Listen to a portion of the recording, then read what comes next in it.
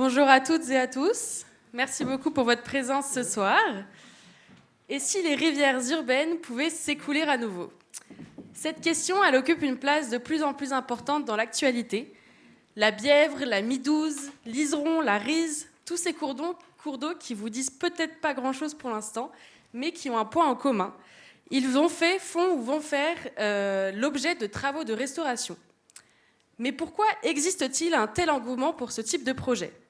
Pour le comprendre, il faut remonter un peu l'histoire. Durant la seconde moitié du XXe siècle, de nombreuses villes françaises ont canalisé les rivières qui s'y écoulaient pour des raisons de salubrité ou d'urbanisme.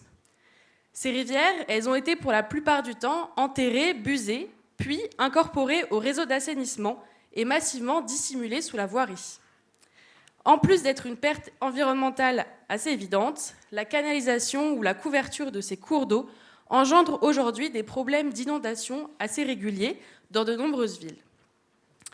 De plus, depuis quelques décennies, de nombreuses réformes sur l'environnement ont émergé, inscrivant l'atteinte d'un bon fonctionnement des écosystèmes aquatiques dans de nombreux programmes et lois, tant au niveau européen que national.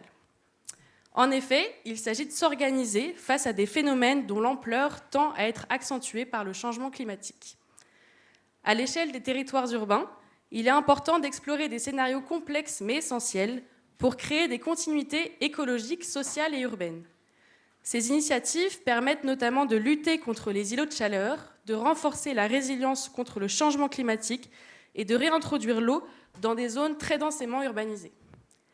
Dans cette optique, restaurer et bien souvent dépolluer les cours d'eau en milieu urbain offre de nombreuses opportunités pour répondre aux défis environnementaux et réconcilier la ville avec la nature.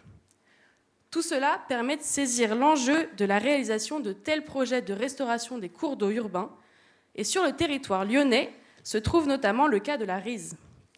Et pour que vous puissiez comprendre l'intérêt et les enjeux de ce cas-là, nous avons la chance et le plaisir d'accueillir ce soir 4 intervenants ayant une grande connaissance du sujet, tant sur le plan politique et local que sur le plan scientifique et technique. Tout d'abord, nous avons Alexandre Brun. Vous êtes géographe urbaniste et enseignant à l'Université de Montpellier. Nous avons Pierre Athanase. Vous êtes vice-président de la métropole de Lyon et membre de la commission Proximité, Environnement et Agriculture. Ensuite, nous avons Gérard Maupertuis. Vous êtes président du conseil du quartier du Pont des Planches à Vaux-en-Velin. Et enfin, nous avons Charles Monneret. Vous êtes chargé d'études hydrogéomorphologiques, fondateur du bureau d'études Dynamique Hydro. Nous vous remercions grandement tous les 4 pour votre présence ce soir. Et étant des fins connaisseurs du sujet des restaurations urbaines et de la Rize, pouvez-vous nous présenter chacun, en quelques mots, votre rapport avec ce cours d'eau ? Allez. Je vous laisse prendre chacun la parole. Bien, bonsoir à toutes et à tous. On laisse aux Montpelliérains le soin de présenter l'intérêt de la Rize. Tout de go, je vous dirais que pour moi, j'ai l'impression que c'est un peu retour vers le futur. Je m'explique. J'ai, en partenariat avec le bureau d'études Artelia, le CNRS et le Grand Léon, la direction de l'eau en particulier, sous l'impulsion de son équipe et notamment d'Hervé Caltran, travaillé voici plus de 10 ans désormais sur l'idée non pas de renaturer la Rize. La renaturation désigne la restauration des fonctions hydrobiologiques et hydrauliques d'un cours d'eau. Il ne s'agit pas de revenir à un état initial, mais de faire en sorte que ce cours d'eau revive, alors qu'il revive moins d'ailleurs pour les poissons qui pourraient l'habiter, ou les odonates, ou encore pour la nature elle-même, que évidemment pour ceux qui vivent et travaillent dans l'environnement de cette rivière, qui a plusieurs fonctions. À la fois, c'est un outil du rafraîchissement des îlots de chaleur, c'est un instrument de la gestion optimisée des eaux pluviales, pas toujours, mais ça peut l'être. C'est aussi un corridor de biodiversité. Là encore, il ne faut pas exagérer les choses, il ne faut pas surestimer les fonctions des rivières renaturées, mais enfin tout de même. Et puis, c'est aussi, et peut-être surtout, un instrument politique, de politique urbaine, c'est-à-dire le meilleur outil pour greffer des quartiers qui jadis se tournaient le dos. Alors je pense au ruisseau des Planches, par exemple, qui pourrait greffer, pourquoi pas, le plateau de la Duchère aux rives bourgeoises de Lyon, mais évidemment la Rize. Et dans le cas de la Rize, il ne s'agit pas à proprement parler de projet de renaturation sur lequel nous avons travaillé, mais d'un projet qui relève quasiment de la magie, mais urbaniste, c'est marchand de bonheur, hein, donc il ne faut pas hésiter. Il s'agit de recréer un cours d'eau qui a disparu et de faire en sorte que cette recréation finalement passe pour un projet démonstrateur. Je m'explique, l'idée d'un projet démonstrateur, ce n'est pas de faire en sorte que le projet sur lequel on travaille soit mis en œuvre. Il s'agit d'opérer, grâce à la recherche scientifique, au partenariat avec la métropole, d'opérer une forme de teasing, c'est-à-dire de dire, voilà les intérêts, les bénéfices que vous pouvez avoir en recréant une rivière et en faisant en sorte qu'elle passe par un tracé qui n'est pas nécessairement un tracé historique, donc pas de retour à l'état initial, encore une fois, mais un tracé qui soit extrêmement opportun, aussi bien sur le plan écologique, social que politique. Alors, merci beaucoup. Maintenant, nous allons tourner vers Monsieur Pierre Athanase, mais nous reviendrons bien évidemment sur tous ces enjeux un peu plus loin durant la conférence. Alors moi, je vais essayer de ne pas trop divulgacher. Je vous ai préparé quelques diapositives pour vous présenter. L'Arise, alors nous, on ne va restaurer qu'une partie de l'Arise. L'Arise a été coupée fin du 19e siècle, quand le canal de Jonage a été créé. Et il y avait un siphon qui passait sous l'Arise et l'Arise continuait sur Villeurbanne et Lyon 7e. Depuis, le siphon s'est écrasé, il n'y a pas beaucoup d'eau qui passe, et nous, on s'occupe que de la partie Dessines-Vaux-en-Velin. Donc, je partage complètement ce que vous avez dit. On va rajouter quand même un élément qui est un élément très, très fort, c'est la pollution. On est sur un site qui est particulièrement pollué, et bien évidemment, au jour d'aujourd'hui, toute cette eau qui est polluée, qui est chargée en hydrocarbures, en métaux lourds, en PCB, etc., va dans le Rhône. Puis va dans la mer Méditerranée. Donc on a une véritable responsabilité à restaurer la fonctionnalité le mieux possible. Et on s'y emploie, on va en discuter tout à l'heure, mais également retrouver une qualité d'eau qui soit meilleure. Voilà, donc c'est un petit peu tout ce travail. L'attachement à l'Arise que j'ai, moi, il est aussi un petit peu personnel, puisque j'ai travaillé à Vaux-en-Velin pendant quelques années, et mes bureaux étaient vraiment à proximité, et quelquefois, entre midi et 2, j'allais faire un tour au bord de l'Arise, et je n'en revenais pas de l'état de ce ruisseau. Je suis passionné de nature, j'ai milité pendant 35 ans dans des associations de protection de la nature, et pour moi, c'était le pire que j'avais vu. Et en discutant avec les agents de l'agence de l'eau, ils me disent qu'effectivement, c'est certainement l'un des pires du bassin du Rhône. Alors, je ne sais pas, je suis moins expert que vous, mais toujours est-il qu'il y a un travail qui est gigantesque à faire. On n'avait pas forcément prévu en début de mandat de faire le ruisseau de l'Arise, qui est qu'un petit ruisseau sur une petite section. Et en fait, j'ai profité du fait qu'on va rehausser le niveau de protection du système d'endiguement de Vaux-en-Velin, Villeurbanne-Saint-Jean, qui impacte un petit peu l'Arise, puisque l'Arise passe quand même sous l'autoroute qui sert de digue à cet endroit-là. On doit y faire des travaux et on doit, sur la partie qui est busée, sur 800 mètres, la découvrir. Et c'était dommage de s'arrêter là, de ne pas aller plus loin. Donc, quitte à dépenser quelques millions, on en rajoute 1,5 pour restaurer l'Arise. Je vous remercie, M. Pierre Athanase. On va passer à M. Maupertuis. Alors moi, c'est très facile en passant au troisième, parce que Pierre a à peu près tout dit. Je dirais, au niveau des Vaudets, quand même, l'Arise a un attrait historique. Il faut savoir que l'Arise était à peu près, au XIXe siècle, l'endroit de villégiature des Lyonnais. Et je dirais, après, il y a eu toute la population qui a travaillé à l'usine hydroélectrique de QC, qui a peuplé Vaux-en-Velin. Donc l'Arise a un intérêt patrimonial vert, je dirais. Et il y a un parc qui l'allonge, et les Vaudais, à l'heure actuelle, l'utilisent fréquemment le dimanche, je dirais, pour des pique-niques, et la semaine pour se promener.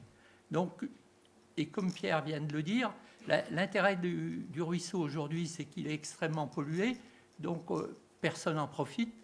Et le projet, c'est vrai que quand notre quartier a été sollicité, la métropole a sollicité la mairie de Vaux-en-Velin, qui naturellement a fait appel à nous, conseil de quartier, pour animer, je dirais, une discussion avec les habitants et les experts. Voilà. Ben, merci beaucoup, Monsieur Maupertuis. Et donc, en parlant d'experts, je me tourne vers Monsieur Monneret. Est-ce que vous pouvez nous dire quelques mots sur votre rapport à la RISE également? Oui, mon rapport à la RISE, il est simple. C'est parce que les services de la métropole ont lancé un appel d'offres et que j'ai eu la chance de le gagner. Je travaille dans la gestion des rivières depuis 21 ans. Je suis géographe de formation. Le bureau d'études est basé à Lyon. Et pour une fois, on pouvait travailler sur notre territoire sans devoir s'exporter à Montpellier ou plus loin. Donc la RISE, je la connaissais de nom. Et puis j'ai découvert son visage il y a un an, un petit peu plus d'un an. Mon rôle dans le projet, il est de faire un diagnostic sur le fonctionnement physique de la rivière, sur ce qu'on pourrait améliorer, donc comment on pourrait restaurer, renaturer, on pourra discuter des termes plus tard. Donc une partie diagnostic, une partie de dessin, de plan, comme un architecte fait une maison. Nous, on va proposer, et on a proposé déjà un certain nombre de plans au service de la métropole, avec la particularité qu'on a nos amis de Vaux-en-Velin qui, dans le cadre d'une concertation assez aboutie et assez rare sur ce type de projet, dans son développement, a permis aussi d'amender les propositions qu'on était amené à faire, ce qui fait que tout le monde est bien intégré. À la suite de quoi, eh bien, la partie intéressante aussi, c'est d'aller au bout des projets, c'est-à-dire de suivre les travaux en tant que maître d'œuvre et de rendre les clés à la métropole une fois que le projet est bouclé et que tout est planté. Voilà. Eh bien, merci beaucoup pour ces premières impressions très, très éclairantes. Désormais, donc, il va s'agir de plonger plus véritablement dans le cœur du sujet. À ce propos, nous allons organiser en fait la conférence en 2 grandes parties. Et puis, à la fin, nous aurons un temps d'échange avec le public pour que vous puissiez poser vos éventuelles questions. Alors, dans une première partie, on va véritablement parler de la restauration, de la renaturation des cours d'eau urbains. Et on va se poser la question de savoir s'il s'agit d'un levier, finalement, pour bâtir un avenir durable et résilient pour les villes de demain. Alors effectivement, cette problématique est quand même assez large, donc nous allons rentrer un peu plus dans le détail. Alors vous avez déjà bien présenté la RISE, fait un certain état des lieux de la rivière. Monsieur Brun, vous avez parlé notamment de vos travaux que vous avez réalisés il y a une dizaine d'années. Est-ce que vous pouvez un petit peu en parler, voir éventuellement quels résultats en sont ressortis ? Puis après, on pourra aussi donner la parole à M. Pierre Athanase pour évoquer notamment les projets qui vont avoir lieu en ce moment sur une autre partie du cours d'eau. Alors, j'ai quelques diapos avec moi. Je vous propose, vous savez que les profs, vous leur posez une question et ils répondent naturellement à côté. C'est notre grande spécialité. Et je vais d'abord, allez-y, dérouler le bazar. Là. Voilà. Je vais d'abord vous emmener au Québec pour vous dire que la restauration d'une rivière urbaine, des fonctions à la fois biologiques, hydrauliques, un énorme travail. Revenez sur la précédente, s'il vous plaît, merci. 8 kilomètres d'une rivière complètement renaturée, c'est-à-dire reprise du profil, le tracé méandriforme à nouveau, alors qu'elle avait été largement canalisée, un fond de lit mineur bétonné, etc. Enfin, une rivière qui ne ressemble plus à rien. Je ne peux pas vous faire l'histoire de la rivière Saint-Charles, cet affluent rive gauche du Saint-Laurent au niveau de Québec, mais 8 kilomètres renaturés en plein cœur de l'agglomération de Québec. C'est des années de travail entre, grosso modo, le milieu des années 90 et 2009, mais c'est une success story, véritablement. Et ça montre quoi ? Ça montre qu'une rivière qui a été, en fait, l'espace des chantiers navals pendant près de 100 ans, ensuite un véritable dépotoir pour toute la ville de Québec, qui est ensuite passée pour être la rivière la plus polluée du Canada, et qui, grâce à la volonté conjointe des élus, de la population,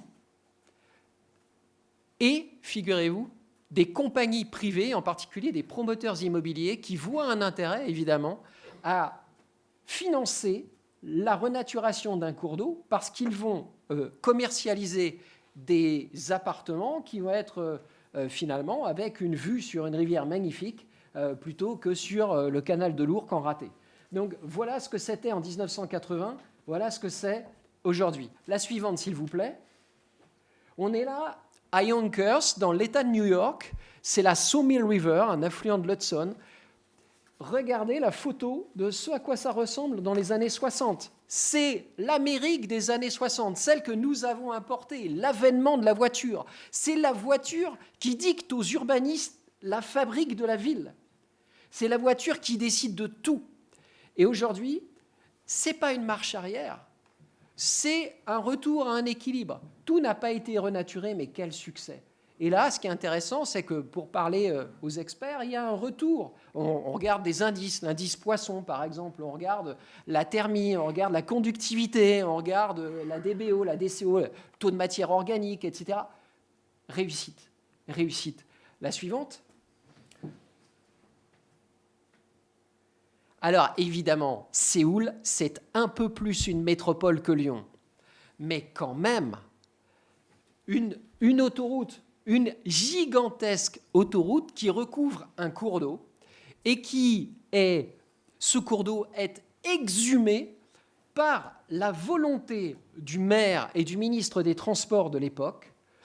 Le cours d'eau est, alors pour le coup, réinventé parce qu'il n'existe plus. On utilise les eaux d'Exor opportunément. D'ailleurs, ne pourrait-on pas le faire pour alimenter une Rizaval qui redeviendrait l'affluent du Rhône?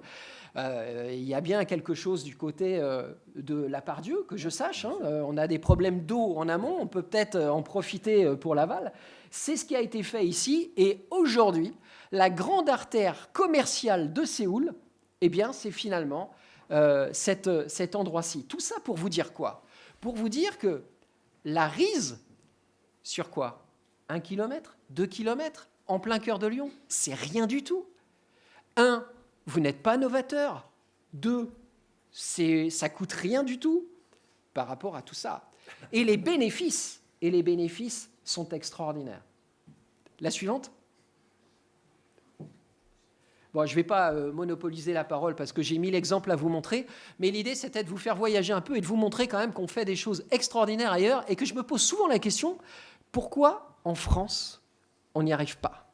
Et en particulier à Lyon, qui est quand même the place to be pour la gestion de l'eau. Il n'y a pas un endroit où il n'y a pas un petit panneau de la signalétique pour dire ici on replante, ici on essaie de gérer de façon optimale les eaux pluviales, etc.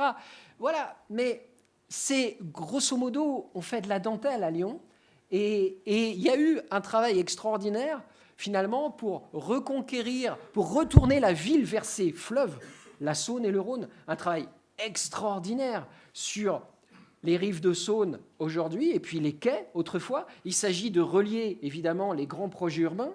Donc il y a une fonction urbaine, on produit de l'espace public qui manque tant à la ville, on produit du grand paysage, la ville redécouvre ses fleuves, il ne faudrait pas qu'elle oublie les affluents de ces fleuves qui l'irriguent et qui sont des instruments évidemment très utiles pour répondre à de nombreux enjeux que vous avez en tête.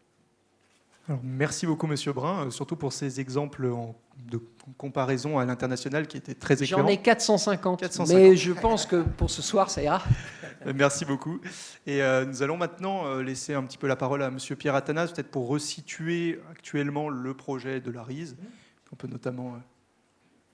Alors moi, ça va être bien moins exotique et beaucoup plus local. Avec effectivement la Rize, qui est vraiment pour moi le ruisseau martyr de tout ce qu'il ne fallait pas faire et qui s'est concentré sur ce petit ruisseau phréatique.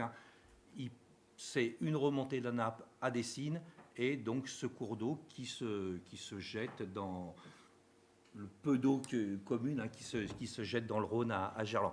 On s'est occupé de la partie uniquement Dessines et Vaux-en-Velin.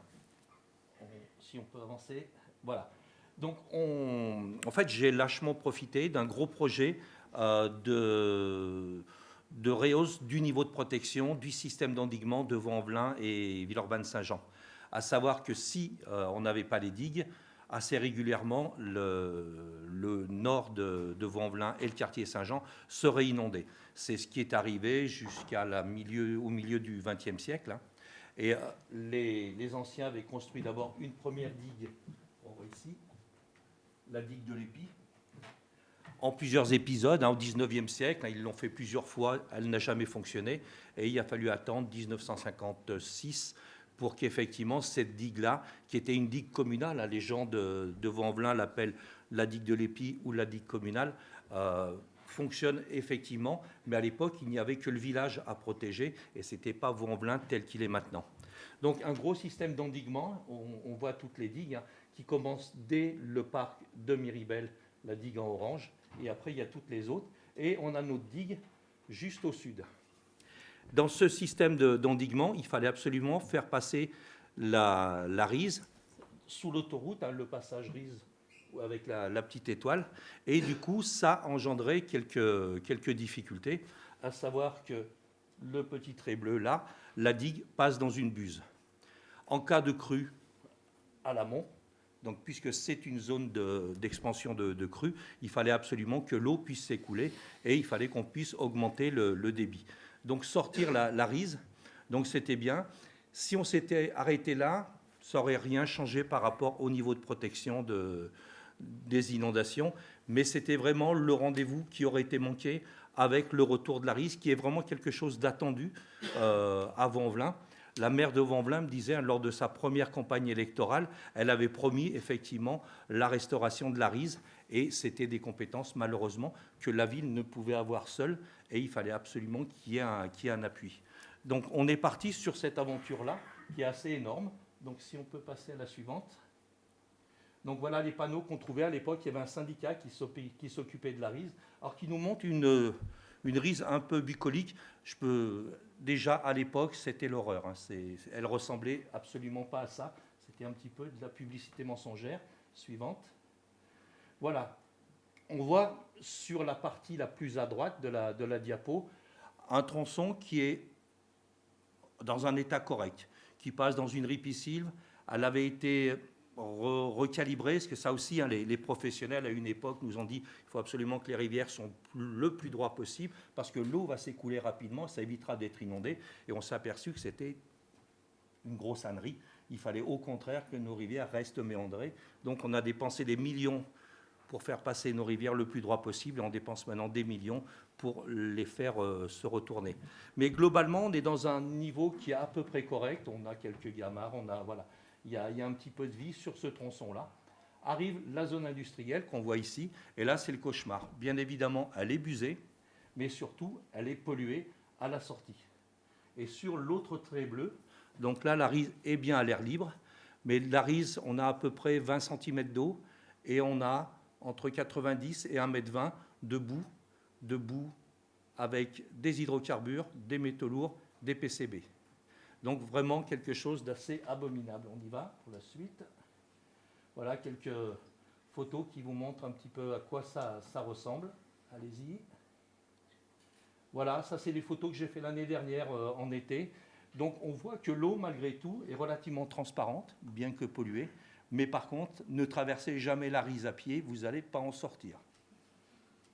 On a envoyé dans le réseau de ce qu'on appelle le réseau d'égouts de la zone industrielle. C'est l'un des rares endroits sur la métropole où on a deux réseaux. Sur 80% de la métropole, le réseau est unitaire. On mélange l'eau de pluie avec l'eau des WC, voilà, ce qui n'est pas terrible. Ici, on avait la chance d'avoir des réseaux qui étaient séparés. Malheureusement, vous allez voir, les gens ont confondu un réseau et l'autre, volontairement ou pas, et on a envoyé un scaphandrier qui a fait la pire de ses missions, puisqu'il a remonté le réseau donc, sous la zone industrielle, et il a fait des prélèvements pour regarder ce qui se passait. Et c'est là qu'on s'est aperçu que cette boue qu'on avait, on ne l'avait pas que dans la Rise, on l'a pratiquement sur l'intégralité du système d'assainissement de l'eau pluviale. Suivante. Donc voilà la zone industrielle.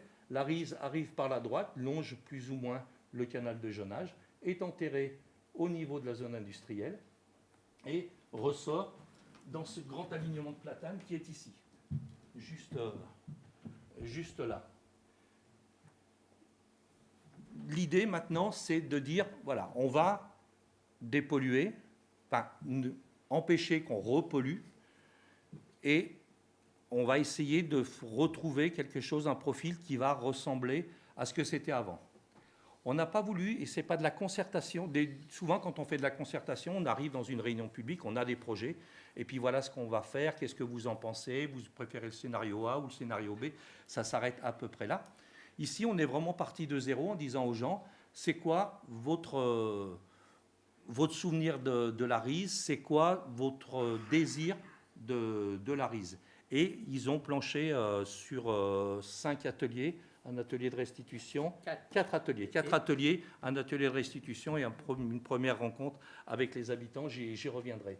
Ce qu'il en est ressorti, c'est qu'en fait, les gens ont envie de retrouver une rivière, un petit peu comme dans les images d'Épinal, hein, effectivement, une rivière avec des méandres, quelque chose de plutôt joli. Et on a une belle opportunité, puisque le parc qu'on voit ici appartient à la commune de Vaux-en-Velin. Donc il a été décidé de changer la RISE de lit. On va creuser un lit à cet endroit-là. On a quelques problèmes techniques, mais vous en parlerez mieux que moi à certains endroits, parce qu'il ne faut pas que le peu d'eau qu'il y a parte dans la nappe. Il faut être sûr qu'on soit imperméable.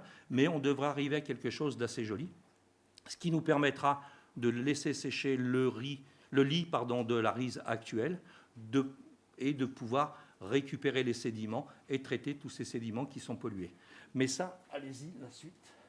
Voilà. Et sur la partie de Décide, où on est dans un meilleur état, mais malgré tout avec un lit qui est trop large, très peu de courant, on est sur un ruisseau phréatique, très peu de courant, on attaque dans quelques semaines, donc des aménagements assez légers de type Castor, et on travaille avec Baptiste Morisot, si certains le connaissent, qui a un petit peu d'expérience, qui a fait des choses comme ça sur des ruisseaux dans la plaine de Valence, avec pas mal de succès. On recrée avec des morceaux de bois, des branches prélevées sur site, un petit peu des barrages de castor ou simplement recréer des fours méandres à l'intérieur du lit qui est trop large, de façon à lui redonner un petit peu de vitesse, que le lit se recreuse un petit peu naturellement.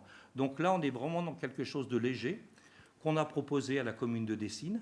Si ça fonctionne, c'est très bien. Si ça ne fonctionne pas, ça veut dire qu'il va falloir employer des moyens lourds. Pour employer des moyens lourds, il va falloir y mettre des engins, donc couper les arbres pour y accéder, avec effectivement une réticence qui est...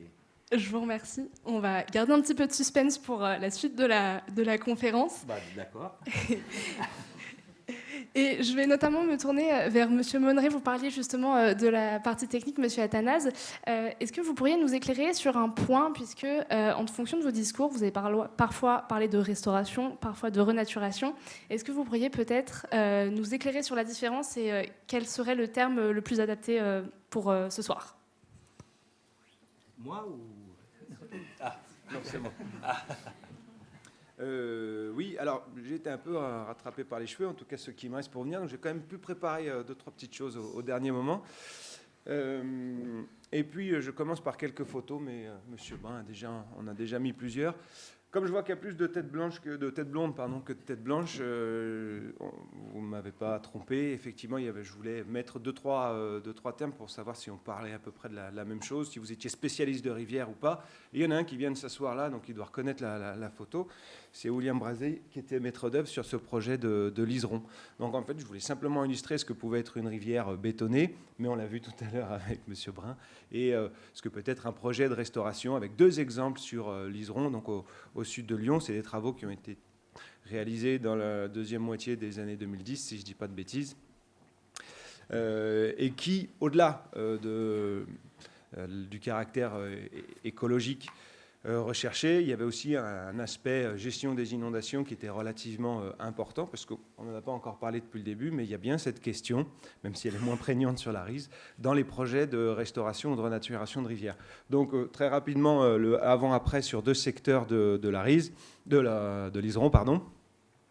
Vous voyez un lit qui est complètement bétonné, et les travaux qui ont été relativement importants, c'est-à-dire qu'il faut enlever tout le cuvelage béton, reculer les murs, rehausser les digues, et ensuite imaginer le design qui va venir le mieux recréer, et je viendrai au thème restauration-renaturation tout à l'heure, des formes qui vont être le plus biogènes possible, à la fois pour les poissons, pour les odonates, pour les oiseaux, les batraciens, etc. Bien évidemment, la portée de ces projets elle doit s'analyser à une échelle. Si on fait ça sur 15 mètres, ça n'a pas de sens écologiquement, bien évidemment. Et la dentelle dont on parlait tout à l'heure sur les rives de Saône, j'imagine que vous pensiez à ça, effectivement, c'est très joli. C'est du paysage, mais à l'échelle des linéaires qui traversent Lyon, ce n'est pas grand-chose en termes de gains écologiques. Il y a un deuxième secteur. Ben voilà, ce premier secteur, on peut le passer. Et voilà quoi. Je vais prendre la main. Pardon. Voilà, donc c'est un avant-après, alors pas tout à fait dans le même angle, mais vous voyez que le cuvelage béton n'existe plus, le lit a été élargi, les lames d'eau sont bien différentes avec des courants rapides, des courants lents qui vont permettre aux poissons de se reproduire, de se cacher, de manger. Et c'est ce qu'on recherche, on recherche de la diversité dans ces projets. Alors c'est relativement simple dans le gain écologique au départ, puisque quand on a un projet de cette nature, on ne peut que mieux faire en termes de diversité. Bon, bien évidemment, ça fait appel à des questions, à des savoirs sur des compétences écologiques, sur des compétences hydrauliques. Il y a des éléments de géotechnique, il y a des questions d'urbanisme. Et finalement, quand on met le doigt dans un projet comme ça, on rencontre tous les services de l'État et tous les acteurs de la ville. Et c'est ce qui se passe aussi sur la Rise. Voilà pour deux petites illustrations. Et puis, j'imagine que William Brasier de la CNR, qui a mené ses travaux à l'époque, pourra intervenir tout à l'heure. Un mot, enfin, pour vous dire, finalement, qu'est-ce que c'est que la renaturation ? Eh bien, nous, bureau d'études, on peut très trivialement résumer les choses de la manière suivante. On a 3 possibilités. Alors, c'est un peu simpliste, hein, et les images qui suivent le sont également, mais je suis sûr que vous me comprendrez. La première situation, dans une rivière qui est dégradée comme celle-ci, alors elle est dégradée pourquoi ? Parce qu'il n'y a pas de vie dans le fond, parce qu'il n'y a qu'un seul faciès d'écoulement. À la moindre crue, la seule truite qui peut se tenir là va finir plusieurs kilomètres plus loin, donc on n'a plus de poissons. Il n'y a aucune diversité sur les berges. Et ce cours d'eau, vraisemblablement, il ne déborde plus jamais. Donc la première solution, en fonction des capacités du maître d'ouvrage, est-ce qu'il a de la place, est-ce qu'il a de l'argent, est-ce qu'il est prêt à passer du temps ? Eh bien, on va avoir 3 niveaux d'ambition. La première solution, c'est de travailler uniquement dans le lit mineur. Et là, on n'est pas très content de se limiter à ce type de projet, mais on peut néanmoins restaurer des habitats, et c'est quand même le propre des restaurations urbaines, c'est-à-dire qu'on est confronté très souvent à un problème de place. Et si on a rêvé tout à l'heure au Québec, à Séoul ou ailleurs, et c'est bien de rêver, il faut rêver, il y a aussi le principe de réalité qui parfois nous ramène à des situations où finalement on ne va travailler que dans le lit mineur. Voilà un exemple qu'on a fait sur la Bienne à Moret, dans le Jura. Alors, si la première image n'était pas très sexy, la deuxième l'est un peu plus sur ce projet, puisqu'on a fait un peu coup double. Vous avez vu qu'il y avait un petit barrage sur cette rivière, un petit seuil qui a été construit il y a un certain nombre d'années. Il y a un enjeu de continuité écologique, évidemment, sur ces rivières qui sont, d'un point de vue piscicole, relativement intéressantes à partir du moment où on arrive à éliminer un certain nombre de ces fractionnements. Les poissons peuvent à nouveau remonter sur le tronçon de Moret. Et quand on parle rivière, truite dans le Jura, c'est aussi un enjeu touristique qui n'est pas neutre. Donc ça intéresse un certain nombre de personnes. Ici, on a travaillé donc avec la ville de Moret et le PNR du Haut-Jura. L'un s'est occupé de financer l'arasement des seuils et leur destruction, et l'autre s'est occupé de la mise en place de banquettes. Alors là, on est juste après les travaux. Vous voyez qu'il n'y a plus le... Je ne sais pas si vous m'entendez quand je suis comme ça. Ouais, comme ça, je vois ce qu'il y a là. Et on a mis des matériaux grossiers qui permettent de resserrer la lame d'eau à l'étiage plutôt que d'avoir une lame d'eau de 3 ou 4 cm au sein desquelles les truites ne peuvent faire qu'une chose, c'est attendre qu'il y ait un peu plus d'eau pour pouvoir se déplacer et remonter dans un secteur plus frais éventuellement, ou plus favorable à la fraise si c'est la période. Voilà un projet de restauration. Dans le temps, ces petites banquettes, elles vont se végétaliser avec des zéophytes et quelques saules. On a amélioré la situation, même si le niveau d'ambition au départ, il est limité parce qu'on n'a pas beaucoup de place, on a quand même travaillé sur le lit mineur et sur la continuité longitudinale. Donc l'ambition R1, elle peut malgré tout avoir un intérêt. La deuxième solution, c'est de se dire on a un peu de place. Vous avez le droit de jouer sur la berge en rive gauche, vous avez le droit de jouer sur la berge en rive droite. Et à partir de ce moment-là, on peut commencer à recréer des formes plus diversifiées au sein du lit, et tout en resserrant les écoulements pour les conditions d'étiage. Gérer également un niveau de débordement, parce que ça, c'est quand même une vraie question et qui est parfois déterminante dans bon nombre de projets. Et vous voyez que dans la situation en haut à gauche, on est passé d'un trapèze classique des recalibrages qui ont eu lieu pendant des dizaines d'années en France depuis grosso modo le remembrement, à une situation beaucoup plus diversifiée dans le profil en travers. Ça, c'est relativement classique et nécessite finalement peu de place. Mais il faut toujours de la place. Et comme on est sur les rivières urbaines, c'est toujours un peu plus compliqué. Et puis, la troisième solution, c'est la flèche noire en haut. Le terrain de jeu s'élargit et on est dans des types de restauration qui permettent d'appréhender les fonctionnalités plus larges, c'est-à-dire des recharges de nappes phréatiques, c'est-à-dire des ripisylves, des forêts alluviales qui sont développées, et on va toucher un cortège d'espèces et un nombre de services rendus bien plus important, parce qu'on peut parler d'amélioration de la qualité de l'eau, etc. Je dois avoir une image là-dessus. Vous voyez l'ancien tracé en jaune sur le Lange. Alors on n'est pas tout à fait dans un secteur urbain, et pour cause, ce type de restauration au sein d'un secteur urbain, vous voyez ce que ça peut amener comme bouleversement. Alors je ne dis pas que c'est impossible, je dis que c'est un peu plus rare simplement. Le lit est reméandré sur un tracé historique qui a été retrouvé, et des zones humides se situent sur l'ancien tracé. Voilà une nappe qui s'est complètement rechargée et une zone qui, globalement, a retrouvé toutes ses fonctionnalités sur 2 km. Et 2 km sur un cours d'eau comme le Lange, c'est relativement intéressant. Voilà, on est confronté à ces 3 solutions. Et dans les rivières urbaines, le problème de la place est prégnant. Le problème de l'inondabilité l'est également. Donc, si vous mettez les deux ensemble, vous allez dire que je suis un peu pessimiste, mais quand on n'a pas beaucoup de place et quand on a des contraintes hydrauliques, eh bien, il faut savoir parfois mettre la barre un peu moins haute. Mais, et oui, ça coûte cher, mais sur le territoire de la Rize, on est dans un site à moitié urbain, puisqu'il y a le parc de la Rize, et que finalement, on a un petit peu de place, ce qui va permettre, sur le secteur du parc de la Rize, à peu près 1 km, en tout cas dans un premier temps, de pouvoir sortir la rivière, la déconnecter de son massif sédimentaire pollué, et la sortir au sein du parc pour recréer un lit. Alors la question de la restauration ou de la renaturation, vous comprendrez bien que finalement, restaurer un fonctionnement au sein des cours d'eau urbains tel qu'il était à l'époque, ça engendre des bouleversements qui sont rarement possibles. Mais c'est un peu une bataille sémantique qui est intéressante. La naturation, c'est du R1, c'est-à-dire qu'on vient mettre des patchs écologiques au milieu d'un système qui est sans vie. La restauration, eh bien, elle choisit une référence qui peut être parfois historique, ça peut être un Graal, mais ce n'est pas forcément un objectif absolu. Mais surtout, c'est une référence à choisir en fonction des potentialités, c'est-à-dire de la place disponible et des contraintes hydrauliques. J'ai été trop long là. Hein. C'était parfait. Je vous remercie. Donc je pense qu'au travers de vos 3 témoignages, on a bien compris qu'il y avait un réel enjeu environnemental.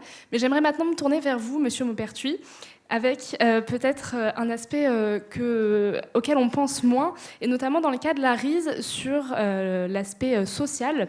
Il y a eu samedi une opération de dépollution organisée par l'opération Odysseus 3.1.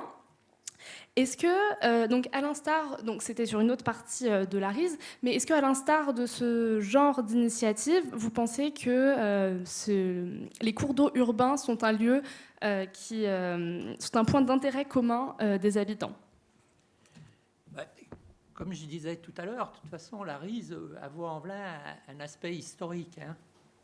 Ça a été presque le fondement de la ville de Vaux-en-Velin, puisqu'au départ, c'était le lieu de villégiature. Et puis après, je dirais, nous, dans notre quartier, il y a des gens qui sont toujours vivants, qui sont baignés dans la Rise. Donc, ils sont très attachés à cette Rise. Après, l'aspect, je dirais, pour la commune, c'est aussi que c'est un point de fraîcheur. Hein, puisque vous avez vu le parc, avec les photos que Pierre a amenées, tous les week-ends, de nombreuses familles viennent pique-niquer. Et je dirais, la semaine, des gens se promènent. Mais où je dirais, l'attachement, il y a eu des habitants, c'est comme l'expliquait tout à l'heure M. Athanase, c'est qu'on est parti d'une page blanche. On est venu nous solliciter, conseil de quartier, puisque c'est dans notre périmètre, et dire, comment vous voyez la future Rise. Bon, au tout début, ce que les gens ont dit, c'est il faut dépolluer le site. Il faut nous rendre une Rise attrayante, et je dirais avec de l'eau claire, bien que cette eau est déjà claire. Et puis, ils ont eu quand même une petite crainte, c'était est-ce que la concertation est vraie ou pas vraie? Bon, au fil du projet, on s'est aperçu que oui. Et la deuxième contrainte qu'il y a eu, aussi un petit peu politique, puisqu'il y a des élections qui vont venir, que la métropole peut changer de couleur. Non. Selon les votes, est-ce que, je dirais, les budgets vont suivre? Et on nous a rassurés là-dessus. Et donc après, on a eu ces 4 fameux ateliers avec des scientifiques. Et ça a été à peu près le schéma, des fois pareil. Une partie un petit peu théorique, hein, sur l'hydromorphologie d'une rivière. Quand on nous a parlé de ça, tout le monde a dit qu'est-ce que c'est. Après, on se rendait sur le site, puisqu'on voir à peu près. Et après, une grande partie, c'était des discussions à bâton rompu sur l'hydromorphologie, sur la biodiversité, les valeurs, les usages. Et à la 4e séance, eh bien, on s'est retrouvé à dire, la Rise, qu'est-ce qu'on veut en faire? Est-ce qu'on veut mettre des bancs? Est-ce qu'on veut des plages? Qu'est-ce qu'on veut planter? Et on a transmis toutes nos doléances, hein, on peut appeler ça comme ça, à Charles, et qui, c'est bien le 5e temps que tu évoquais, nous a ramené quelque chose, je dirais, un schéma de la nouvelle Rise.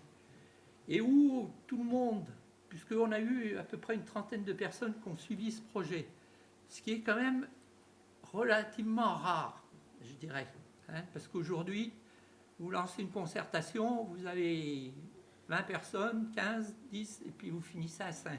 Là, non, les gens ont vraiment mordu, si je peux prendre l'expression, sur ce projet. Et donc, quand il nous a présenté une vision, hein, on peut dire comme ça, tout le monde a adhéré. Et puis, bon, la Rise reste quand même ce côté, je dirais, espace vert qui est en milieu urbain, bien que notre quartier est une zone pavillonnaire. Mais des gens de Vaud, des grands ensembles, viennent aussi partager les îlots de fraîcheur. Je vous remercie. Vous avez donc... vous m'avez offert une transition parfaite pour se tourner vers la partie 2, puisque donc, grâce à vos interventions, nous avons pu poser jusqu'ici les enjeux de la restauration d'une rivière urbaine telle que la Rise. Et donc, je vous invite maintenant à continuer le débat dans une seconde partie autour des défis que représente la construction d'un projet regroupant différents acteurs. Donc, on a commencé à l'évoquer, mais la restauration de la Rise donc, inclut différents acteurs. Mais avant cela, j'aimerais me tourner vers vous, Monsieur Monneret. Quelles contraintes techniques, simplement, on pourrait rencontrer dans la réalisation de ce projet? On a commencé à l'évoquer, mais peut-être de manière assez rapide dans le cadre de la Rise. Bon, je vais être très pragmatique, je vais faire 2 points, premier tiré, etc. Le premier point, c'était d'arriver à travailler dans un calendrier qui permettait d'envisager, à une échéance raisonnable, de proposer une restauration. Et pour ça, il fallait s'affranchir du massif pollué dans lequel elle coule. C'est pour ça qu'il a été proposé de déconnecter la Rise à la fois du massif pollué, donc sur les 2,5 km de sa fin de parcours, mais également la déconnecter des eaux pluviales de la grande zone industrielle qui continue à polluer le cours d'eau. Pourquoi ? Simplement pour récupérer une eau claire et à peu près propre, de bonne qualité, et dans le parc de la Rize, de pouvoir avoir directement et rapidement des conditions où on pouvait, pourquoi pas, se tremper les pieds dans la Rize. C'est le premier point. Première difficulté. D'une certaine manière, cette difficulté, elle a été renvoyée à un peu plus tard, même si la métropole travaille beaucoup là-dessus, mais ça permettait de déconnecter les deux calendriers. Sans quoi, ce projet de la Rize dans le parc, il était remis au calendrier. Deuxième difficulté, la Rize est particulière. Ce n'est pas une rivière classique. Un cours d'eau phréatique, c'est-à-dire qui est alimenté par une nappe phréatique, il est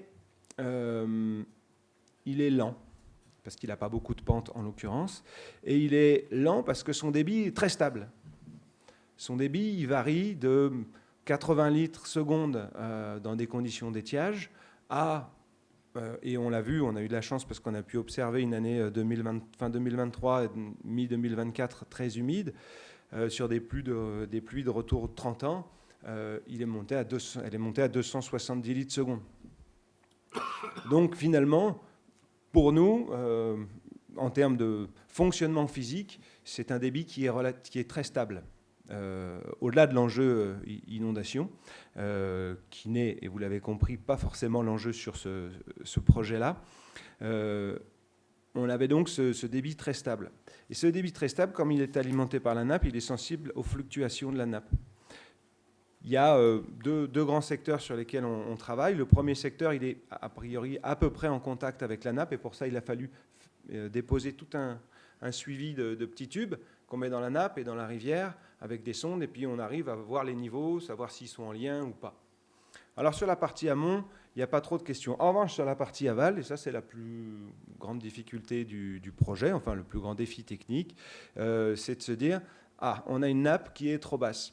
À 60-90 litres secondes à l'étiage, il est à peu près certain, à partir du moment où on va recréer un nouveau lit, on va tomber dans des graviers, des galets, des sables, c'est-à-dire des matériaux qui sont très perméables et qui vont aspirer ce débit.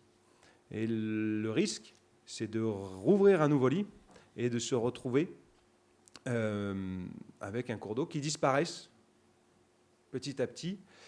Et là, on aurait un peu loupé cette restauration qui est particulière par son fonctionnement physique, mais aussi par la dimension sociale, ça c'est vraiment important, que revêt cette restauration. Il est évident qu'un secteur comme la Rize, en plein milieu d'une forêt alluviale de l'Ain ou du Rhône, personne n'aurait prêté attention à ce petit cours d'eau. Il a un objectif de restauration parce que c'est le jardin des Vaudets. Parce que c'est leur parc de la Tête d'Or, parce que c'est là où on va. Et donc, ça va nous amener à avoir des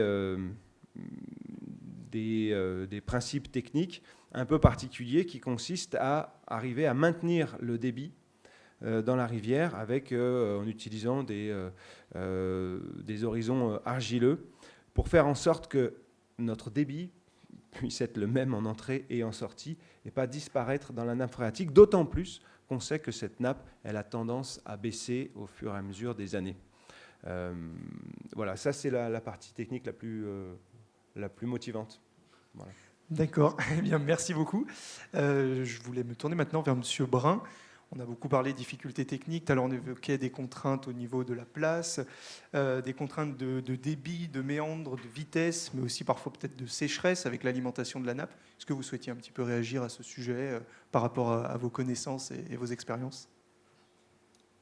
Alors les contraintes, en effet, elles ont été évoquées. Des contraintes foncières, ça veut dire qu'il faudrait anticiper par une veille foncière et ensuite mettre en place une stratégie d'acquisition foncière avec un établissement ad hoc, par exemple un établissement public foncier qui aurait une vocation un peu spécifique.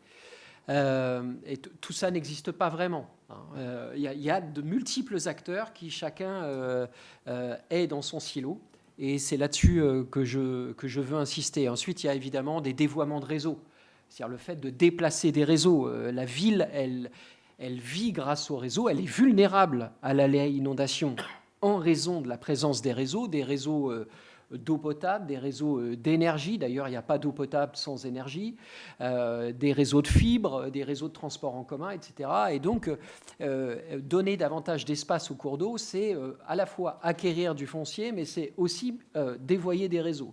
Et puis, c'est affaire à des propriétaires, à des riverains. Alors, on a la chance d'avoir des gens intéressés, passionnés, etc. Mais il y a un très grand nombre d'emmerdeurs, à Lyon comme partout ailleurs, qui peuvent s'opposer à ça et qui peuvent trouver que la restauration, ça va conduire à davantage de déchets solides dans la rivière, à davantage de moustiques ou que sais-je encore. J'ai entendu à peu près n'importe quoi à ce sujet. Donc c'est compliqué. Et puis, une rivière, ça ne fait pas toujours ce qu'on veut. Je m'excuse de vous rappeler ça ce soir, mais une rivière, des fois ça déborde, des fois ça coule plus parce qu'il fait sec, etc. Et toute la difficulté que vous devez avoir collectivement, c'est de faire une restauration, mais qui est d'une certaine manière une fausse restauration. C'est-à-dire que ce que j'entends là, c'est qu'il va falloir que le débit soit le même à l'entrée et à la sortie. Oui, mais peut-être que naturellement, c'est pas le cas. Et donc finalement, on continue de jouer les sorciers, mais au motif qu'on aide la nature. Il y a 150 ans de cela, les hygiénistes et les ingénieurs qui luttaient contre les inondations disaient aider la nature, en faisant en sorte qu'elle se trouve à 3 mètres sous le sol dans une buse. Vous voyez, on a toujours une approche néo-saint-simonienne de la relation de la société avec la nature. Finalement, on continue de lui dicter ce qu'elle doit être. Alors, ça soulève plein de questions, mais en tout cas, ce qui me semble particulièrement intéressant, c'est la difficulté dans un projet comme celui-ci, mais vous me direz si je me trompe, de faire en sorte que tout le monde marche dans le même sens. Parce que la métropole de Lyon, c'est une grosse machine avec de l'inertie, les services, chaque service a sa propre culture, etc. Et donc, vous imaginez la difficulté de faire converger le service urbanisme, le service environnement, le service dédié à l'eau, etc., vers un même projet. Donc, il y a déjà des difficultés en interne. Je ne vous dis pas la ville de Paris. Et ça, c'est le premier point. C'est-à-dire qu'il faut déjà surmonter. Il y a déjà des questions de management interne et de faire en sorte qu'il y ait du dialogue entre les ingénieurs, etc., entre les services. Ça peut paraître rien, mais je peux vous dire qu'il y a beaucoup de projets qui foirent juste à cause de ça. Ensuite, j'ai entendu, grosso modo, il y a des problèmes d'espace. Oui, il y a des problèmes d'espace, et plus il y a de la densité, plus il y a des problèmes d'espace, et plus le foncier coûte cher. Amen. Très bien. Mais alors, pourquoi, encore une fois, ce qui est possible à l'étranger n'est pas possible chez nous ? Permettez que je pose la question. Parce que, à l'étranger, aux États-Unis en particulier, on ne vend pas, quand on est un politique, un projet de renaturation de rivière. On vend un projet de ville, on vend un projet de territoire dont la colonne vertébrale est le projet de renaturation. Mais il s'agit du renouvellement urbain. Et j'entendais aussi qu'il s'agit de lutter contre les inondations souvent. L'idée, c'est de saisir l'opportunité de la renaturation pour élargir, grosso modo, le champ d'expansion de crues et donc limiter l'impact de de l'aléa inondation par débordement de cours d'eau. Et ça veut dire qu'il y a une stratégie derrière qui consiste aussi à réfléchir à la relocalisation d'activités qui n'ont rien à foutre dans un lit majeur. Mais ça fait 150 ans qu'on joue à ça. Je vous ai amené une carte qui est, je sais pas, on la passe pas, c'est pas grave, mais l'idée c'est l'expansion de Lyon. L'expansion de Lyon, évidemment, aux dépens des zones inondables.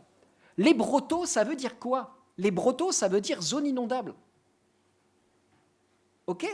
Donc, il ne s'agit pas de revenir en arrière et de critiquer ce qui a été fait, ce n'est pas du tout le problème. On fait avec le déjà là. Mais ça veut dire qu'il faut impérativement associer les questions d'aménagement de l'espace et donc la relocalisation de certaines activités économiques, commerciales, y compris d'habitation. Réfléchir à tout. Vous avez une fichue zone industrielle dont les industries continuent à polluer et on est dit on va arrêter de prendre de l'eau polluée et on va essayer de se démerder avec l'eau de la Rise propre. Et si on s'occupait des pollutions aussi. Et donc, si on associait, si on changeait d'échelle, si on avait une approche réellement multiscalaire, et ça veut dire quoi? Ça veut dire que non seulement il faut du dialogue entre les services d'une même métropole, mais aussi du dialogue avec les agents économiques qui font la pluie et le beau temps. Parce que vous savez, on est en 2025, mais le chantage à l'emploi, ça existe toujours. C'est-à-dire que si vous avez une pression environnementale sur un agent économique, il vous dit « Attendez, moi je ne vends pas… » Alors, ce n'est pas du chantage à l'emploi, pardon, c'est du chantage à la délocalisation. Et alors en ce moment, c'est très tendance parce que la période est compliquée. Okay, il y a une vraie fragilité des agents économiques en ce moment. Et donc, c'est très important, ça, de dire qu'il faut bosser sur des questions d'urbain, des questions économiques, et ne pas hésiter à saisir l'opportunité de ce micro-projet pour élargir le champ de vision et faire en sorte qu'un projet d'écolo devienne un projet fondamentalement politique au sens le plus noble du terme, c'est-à-dire un projet de territoire et qui renvoie aux grands enjeux, aux grands défis que vous avez tous évoqués, c'est-à-dire d'abord faire en sorte que les gens soient heureux là où ils sont. Ça, c'est la première chose. Ensuite, évidemment, de gérer les inondations de la façon la moins pire possible. Et ensuite, évidemment, si possible, de greffer l'amont, l'aval, la rive droite, la rive gauche, la commune riche, la commune pauvre. Et ça, c'est le cœur du métier de géographe et c'est le cœur de votre travail, probablement. Eh bien, merci beaucoup. Je pense que M. Athanase... Oui, je vais peut-être répondre. Il y a quelques points avec lesquels je suis d'accord avec vous et d'autres avec lesquels je ne suis pas d'accord avec vous. Sur l'inertie de la métropole, effectivement, ça c'est quelque chose. Quand je suis arrivé, et j'ai travaillé dans la fonction publique territoriale, et du coup, je connaissais tout à fait la mentalité, la culture des fonctionnaires territoriaux et le travail en silo, en jurant le cœur sur la main, qui évidemment, on est plus transversal que le voisin. Et ça, c'est complètement faux. Ça, c'est un axiome, hein. Ah, oui, quelle que soit la métropole, rassurez-vous. Non, mais bien sûr, mais je sais bien. Si vous voulez que je vous parle de Montpellier... Non, mais voilà, moi j'ai travaillé dans pas mal de collectivités, dans 8 en tout, dans ma vie professionnelle. Hein. Donc je suis arrivé là, et quand... j'ai rédigé donc, le plan nature. Le plan nature, effectivement, c'était pour bien mettre les grands axes de ce qu'on allait faire, végétalisation, renaturation, etc. Mais c'était surtout pour pouvoir travailler avec les moyens de la métropole et pas les moyens d'une direction, puis de l'autre, puis de l'autre. Donc, c'est assez facile. Moi, je travaille avec 2 grandes directions et il y en a d'autres. Donc déjà, les 2 grandes directions, des objectifs communs, des projets communs et des sources de financement communes. Du moment qu'on touche au financement, les gens sont obligés de travailler ensemble. Donc ça a été fait. Et comme j'avais pris un petit peu d'avance sur mes collègues au début de l'élection, puisque je connaissais les marchés publics, je connaissais vraiment tout ça, le plan nature a été le premier grand plan à être voté, donc il s'est imposé à tous les autres. Ce qui fait que maintenant, je bénéficie de tout ce qui se fait avec la direction de l'eau, avec tout ça, qui, du coup, financent eux-mêmes des choses qui sont dans le plan nature. Et un plan nature qui est doté de 52 millions d'euros se retrouve avec, rien que sur la partie végétalisation, on sera à 100 millions, et sur la partie réalisation, on devrait être à 122 ou 123 à la fin du mandat. Donc voilà, j'ai fait un petit hold-up, mais mes collègues ne sont pas là pour l'entendre, donc je me confesse. Là où, par contre, je ne suis pas d'accord avec vous, c'est sur votre vision des États-Unis. J'étais aux États-Unis et je suis allé voir des merveilles, mais des pures merveilles. Et les parcs nationaux américains, si un jour vous cassez votre tirelire pour y aller, vous n'allez pas le regretter. C'est juste fabuleux. J'ai vu des parcs immenses, des parcs où l'État fédéral est propriétaire du moindre mètre carré et où on vous laisse faire on a les extrêmes, de la libre évolution sur des milliers d'hectares. Il n'y a pas de chasse, il n'y a pas d'agriculture, il n'y a pas de foresterie. Des endroits où, au contraire, et notamment pour les séquoias, on veille sur les séquoias comme moi je veille sur ma petite fille. C'est vraiment, on en est à ce niveau-là. Quand on quitte les parcs nationaux, c'est juste l'horreur. Et l'étalement urbain, Los Angeles, etc., comment ça s'appelle, Las Vegas, quelle horreur dans le désert, où carrément on a volé l'eau d'un fleuve sur le lac Powell, le barrage, 80% de l'eau s'en va à cet endroit-là. Il ne reste plus que 20% qui coule, et un petit peu plus loin, tout disparaît après Las Vegas, et le Colorado n'arrive plus à la mer. Tout ça pour alimenter Las Vegas, pour alimenter Los Angeles. Et on voit maintenant où ça en est à Los Angeles, qu'il n'y avait même plus d'eau pour éteindre les feux. Donc là-dessus, sur cette vision états-unienne, Moi, vraiment, j'y ai vu le pire et j'y ai vu le. Non, mais le meilleur. je partage complètement ça. J'ai écrit un bouquin qui s'appelle Le partage de l'eau aux éditions Odile Jacob, et le premier chapitre est dédié au Colorado. Donc je sais de quoi vous parlez, mais il se trouve que la force de frappe de certaines municipalités et la capacité à faire projet, que vous soyez acteur public ou privé, ça c'est assez remarquable. Et nous, on est très frileux là-dessus, et je pense que Lyon qui a un partenaire historique comme Montréal, a évidemment beaucoup à montrer en la matière. Non, mais tout à fait. Après, effectivement, il y a absolument qu'on travaille sur les usages, sur des grandes échelles. Donc nous, on a un PLUH, un plan local d'urbanisme et d'habitat, sur lequel on fait des choses, mais l'échelle plus grande, c'est le SCOT. Donc le SCOT, c'est la métropole, c'est également des communautés de communes autour. Et là, effectivement, c'est revoir les usages, imaginer un petit peu une ceinture verte, imaginer toutes ces choses-là. Et là, par contre, on est dans la difficulté parce qu'on est tous un petit peu gaulois et qu'il faut travailler avec des collègues qui, eux, ont encore des visions du XXe siècle, voire du XIXe siècle. Et pour l'instant, on n'aboutit pas sur le SCOT et c'est vraiment dommage parce que c'est juste la seule façon de s'en sortir. Je vous remercie. Je vais en profiter pour rebondir un petit peu en cascade sur vos propos avec la place de la métropole, de la mairie, en me basant notamment sur une interview parue la semaine dernière de Mathieu Fischer, donc, qui est adjoint au maire à Vaux-en-Velin. Il est également donc, en charge du projet de renaturation de la Rise, et il affirmait que travailler avec les habitants était nécessaire, car les plus âgés ont la mémoire de la Rise. Donc je me tourne vers vous, Monsieur Maupertuis. Est-ce que vous avez Qu'en pensez-vous? Est-ce que vous pensez que... Quelles sont les attentes des habitants, tout simplement? Et voilà.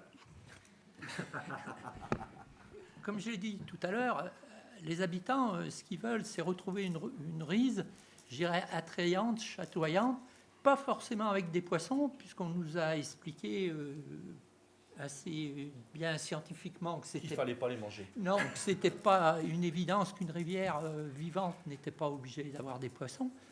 Donc tout ça, je dirais, le projet qui nous a été présenté, il répond. Et depuis le début, je dirais, on a été associés. Monsieur Athanase, je le connais bien, parce qu'il a été présent à tous nos ateliers, mais il était observateur. Il n'était pas là pour dire c'est peut-être mieux comme ci, c'est peut-être mieux comme ça. Monsieur Fischer, qui est l'adjoint à l'environnement de la ville de Vaud, ça a été pareil. Ils ont suivi les travaux, selon leur calendrier, hein, mais ils n'ont jamais été en donneur d'idées. Ils ont toujours été là à écouter. C'est pour ça que les gens sont investis dans ce projet. Et aujourd'hui, je dirais, en tant que coprésident du conseil de quartier, puisque je vais expliquer, un conseil de quartier, il est bicéphale. À Vaux-en-Velin, ils sont. À Vaux-en-Velin, oui, les nôtres. Hein, où on a un adjoint à Madame la maire et un président d'habitants élu, avec les habitants qui veulent bien partager. Hein. Donc, voilà. Je dirais, le conseil de quartier, il est attaché à cette rivière qui, comme je disais, historiquement, hein, il y a eu les guinguettes. Je ne sais pas si ça vous dit quelque chose. Non, rien.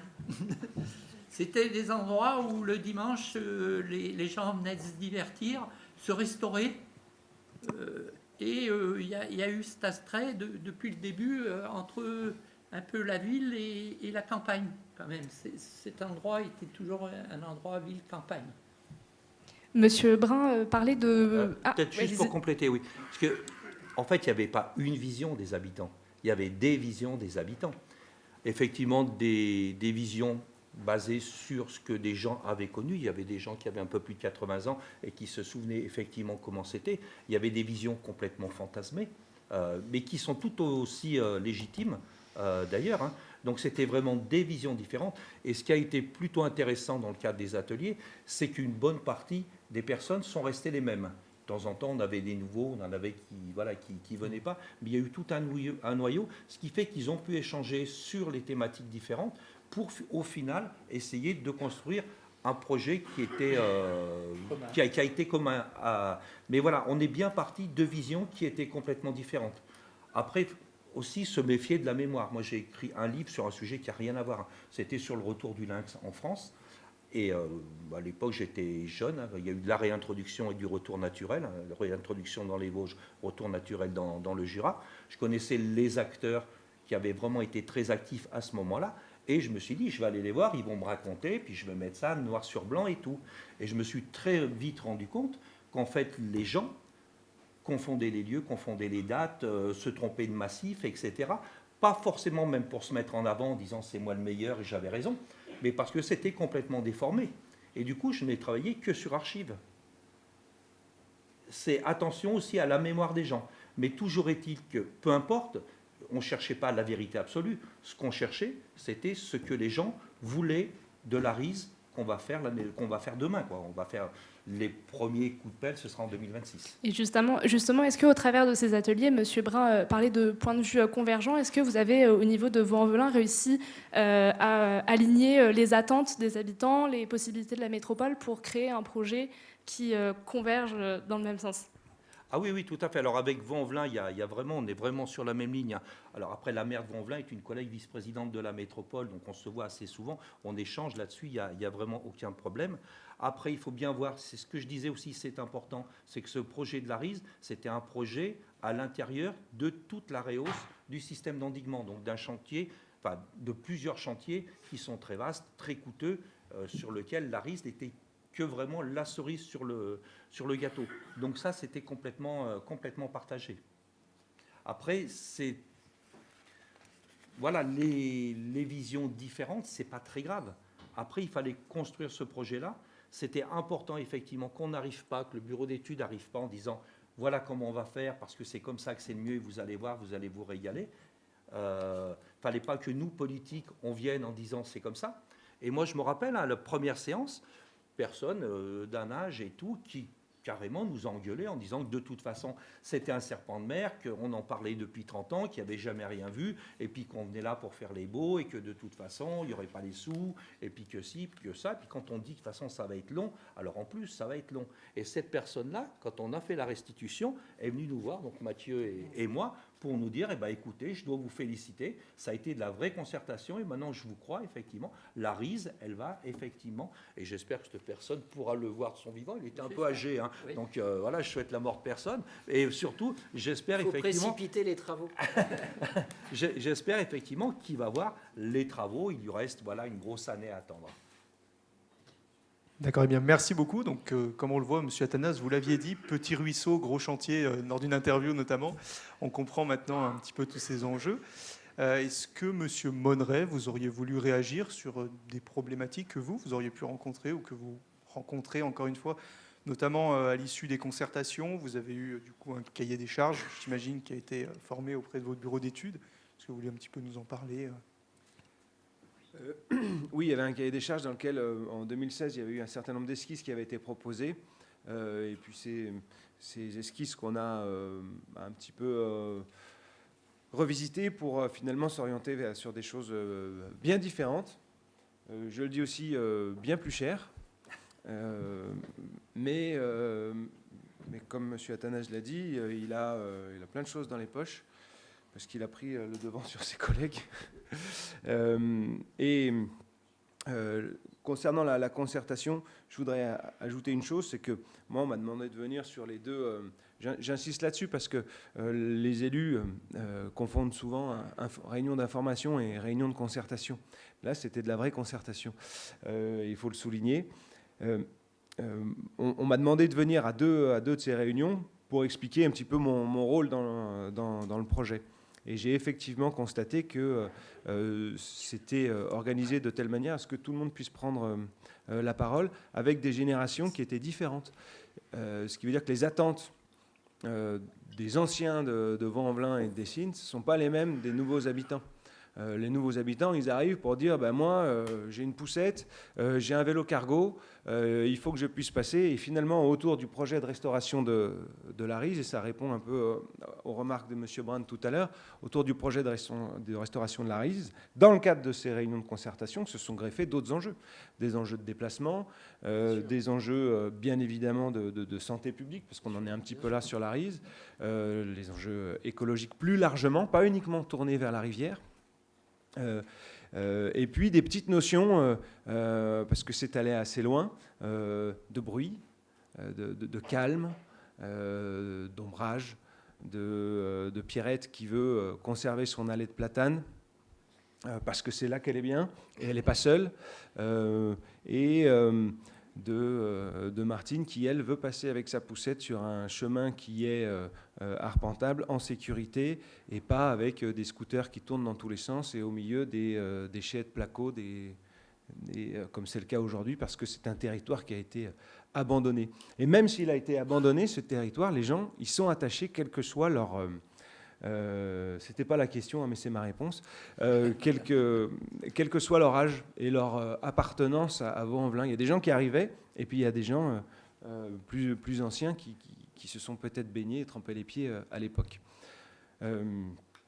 Voilà, donc ça c'est ma réponse sur la partie de la concertation. Après, il est évident qu'il y a un phasage qui est pas simple à mettre en place, et on a envie de fermer les yeux et de se retrouver dans 10 ans, quand peut-être un peu moins, quand l'ensemble du projet sera fait, c'est-à-dire que tout le massif sédimentaire pollué sera évacué et que les industriels seront mis aux normes à minima, ou alors qu'ils auront compris qu'il faut peut-être faire autrement, ou faire autre chose, ou faire ailleurs. Voilà. L'urbanisme, c'est le temps long.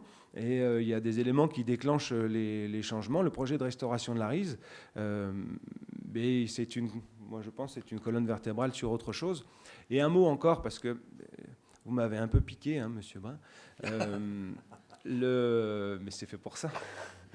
De plus en plus, on voit apparaître dans les marchés publics sur lesquels nous sommes amenés à répondre des éléments de concertation. Et des projets sur lesquels on va intégrer une restauration de rivière. C'est des projets urbains. Ce que je vous ai montré à Moret tout à l'heure, c'est d'abord et avant tout les projets de revitalisation urbaine qui ont été lancés par le gouvernement, je ne sais plus, il y a 10 ans. Et ça se fait avec des urbanistes, ça se fait avec des changements de voirie, ça se fait avec des reprises de quais, avec des concours sur les passerelles, parce que la ville de Moret, historiquement, a un certain nombre de passerelles pour rejoindre les industries qui sont aujourd'hui désaffectées, et avec des concours d'architectes. Donc c'est une revitalisation urbaine qui a intégré une renaturation de rivières, limitée certes parce qu'on n'avait pas d'emprise disponible. Et de la diversification de faciès. Oui, de la diversification de faciès, mais on est plus dans de la renaturation et dans de la création de formes que dans de la restauration de processus. Hein, voilà. Bon, mais ça fonctionne quand même, et c'est complètement intégré dans les projets urbains. Il y en a malgré tout de plus en plus. Voilà. Juste ce témoignage que je voulais apporter sur le fait que ce point-là est en train de bouger, parce que les financeurs, les services de l'État, tout le monde se rend bien compte que finalement, quand il y a une renaturation de rivière, c'est un programme écolo. L'écologie, ça va 5 minutes. On va encore dépenser de l'argent là-dedans, et pourquoi, mais on a d'autres priorités. Donc tant qu'on ne mêle pas les enjeux, c'est plus compliqué. Et c'est ce qui est en train de changer depuis quelques années, au moins sur notre terrain de jeu qui représente 4 ou 5 régions du sud-est de la France. Quoi. Voilà. Merci. Est-ce que M. Brun, vous vouliez réagir, ou M. Athanase, M. Maupertuis? Non, je ne vais pas réagir aux réactions. Je crois que c'est... Ou ajouter aux réactions de laisser la parole aux questions. Je suppose qu'il y en a quelques-unes. Alors, avant de passer aux questions, moi je vais finir, j'en ai une dernière. Donc, nous avons vu que ce projet de renaturation, c'était donc un projet important sur le plan économique, écologique et social. Est-ce que nous pouvons donc imaginer que ce type de projet est réplicable donc, à d'autres villes, même si on a eu une partie de la réponse, et est-ce qu'il constitue une solution réaliste pour une ville plus résiliente? Oui, évidemment. Pour moi, vraiment, ce qu'on fait sur la Rise, alors, moi, on n'est pas dans un vrai chantier de renaturation, de restauration, puisque de toute façon, on est coupé pour l'instant de la confluence avec le Rhône, donc c'est vraiment qu'un secteur. Alors après, je me suis consolé, parce que quand je suis allé aux États-Unis voir tout plein de belles choses, je suis allé à la vallée de la Mort, on m'avait dit que c'était absolument extraordinaire. C'est pas ce que j'ai vu de plus joli aux États-Unis. Mais par contre, j'ai trouvé un ruisseau phréatique qui fait à peu près 3 km de long, en plein milieu de la vallée de la Mort, qui est une pure merveille. L'eau est turquoise. Enfin, quand on la voit, elle est turquoise. En fait, elle est cristalline, c'est merveilleux. 3 espèces endémiques de poissons. Un ruisseau phréatique qui sort et qui disparaît 3 km plus loin. Et c'est ce que j'ai vu de plus beau sur la vallée de la Mort. Alors, je me console comme ça. Voilà, il faut bien se trouver de temps en temps des choses comme ça. Mais ce qui me paraissait important sur ce chantier-là, c'est vraiment d'allier la contrainte des inondations, puisque rappelez-vous, je vous ai dit au début qu'il a fallu qu'on travaille là-dessus pour pouvoir faire évacuer l'eau de la zone d'expansion de crue qui se trouve de l'autre côté, sur le grand parc de Miribel. Il a fallu effectivement retrouver un lien social avec la rivière qui avait disparu, redonner un profil qui ressemble à une rivière, et en dernier, la dépollution. Rappelez-vous, je vous ai montré les photos de la zone industrielle. Sur la zone industrielle, on avait identifié 161 entreprises qui étaient susceptibles de polluer. Il y en a quelques-unes, c'était des bureaux, des choses comme ça. 161. Elles ont toutes été visitées l'année dernière, toutes intégralement. On a fait travailler 3 bureaux d'études pour que ça aille très vite.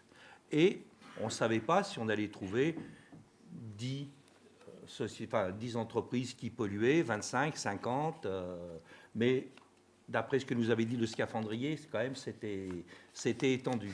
Et sur les 161, 136 polluent. Polluent de façon plus ou moins importante, selon la taille de l'entreprise. Certains polluent sans le savoir. C'est une zone industrielle qui a 40 ans. Des entrepreneurs ont acheté à une autre entreprise qui lui-même avait acheté à une autre entreprise, n'avait pas la carte des réseaux et donc confondait l'eau pluviale et le réseau d'égouts. Et certains qui sont des gros dégueulasses, hein, ça n'a pas d'autre mot, pollués de façon éhontée. Il se trouve que la métropole, en tant que collectivité, n'a pas la main sur une pollution qui se fait directement dans la rivière. Ça, c'est l'État, c'est les services de l'Adréal. Mais par contre, on a bien la police de l'assainissement. Donc, on est en capacité de verbaliser ceux qui font n'importe quoi dans les égouts. Donc, on avait la liste des 136 entreprises. Au mois de novembre, elles ont toutes reçu une mise en demeure de se mettre aux normes. Alors, je peux vous dire que ça a fait un petit peu la révolution sur la zone industrielle, puisque c'était la très grosse majorité des industriels. Ils ont rencontré la direction de l'eau au mois de décembre. On va aider les entreprises à se mettre aux normes, à les aider techniquement. C'est bien sûr à eux de faire les travaux et à eux de financer les travaux. C'est en aucun cas à la métropole de faire ça. Et une fois que ça se sera fait, et la deadline c'est juin, il faut qu'en juin, il n'y ait plus de pollution qui arrive de la zone industrielle, on pourra enfin travailler. Mais ça, c'est vraiment le préalable. Si on ne fait pas ça, moi je me rappelle qu'il y a un peu plus de 30 ans, la Rise a été curée. Alors du coup, on a descendu encore un peu plus le lit de la rivière. On a curé, on était vachement contents parce que c'était vachement beau et on a enlevé la pollution qui est revenue immédiatement, bien évidemment. Et c'est pour ça maintenant qu'on se retrouve avec ces 20 cm d'eau et ce mètre de profondeur de vases très très pollués. Je vous remercie. Monsieur Monneret, peut-être, est-ce que la restauration des rivières urbaines est une solution envisageable pour la ville de demain ? Je pense qu'il est temps de passer aux questions de la salle.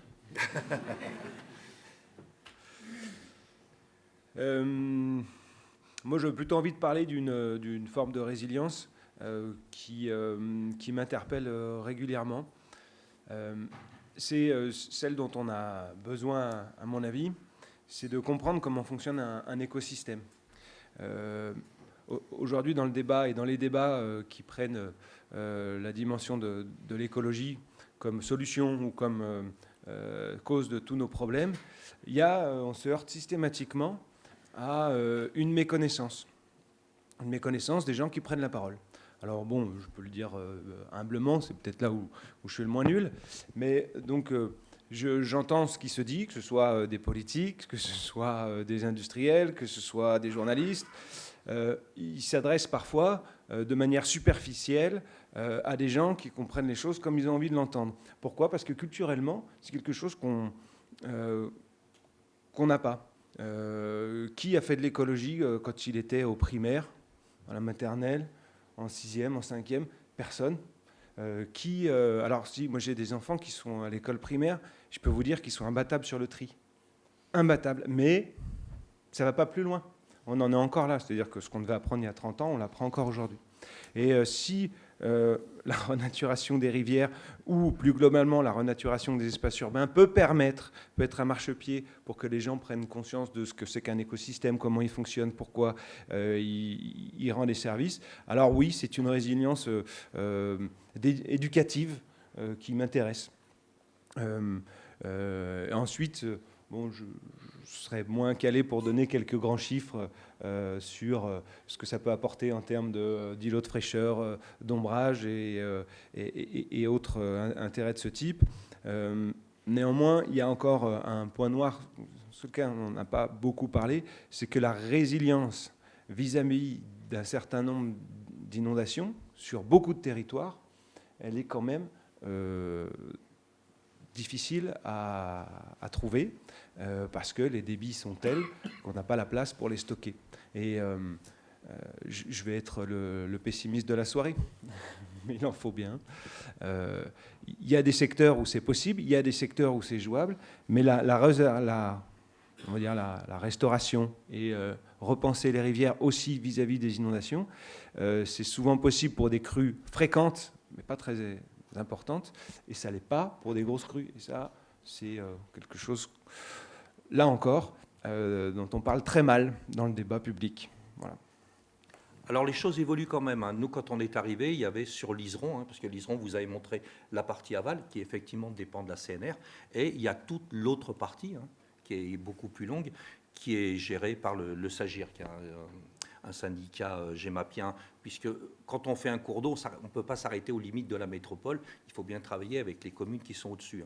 Donc c'est pour ça qu'on s'occupe de ça. Et quand on est arrivé, il y avait un projet de barrage écrêteur de crues, mais qui aurait eu un impact énorme, puisqu'il aurait fallu déboiser pour construire ce barrage.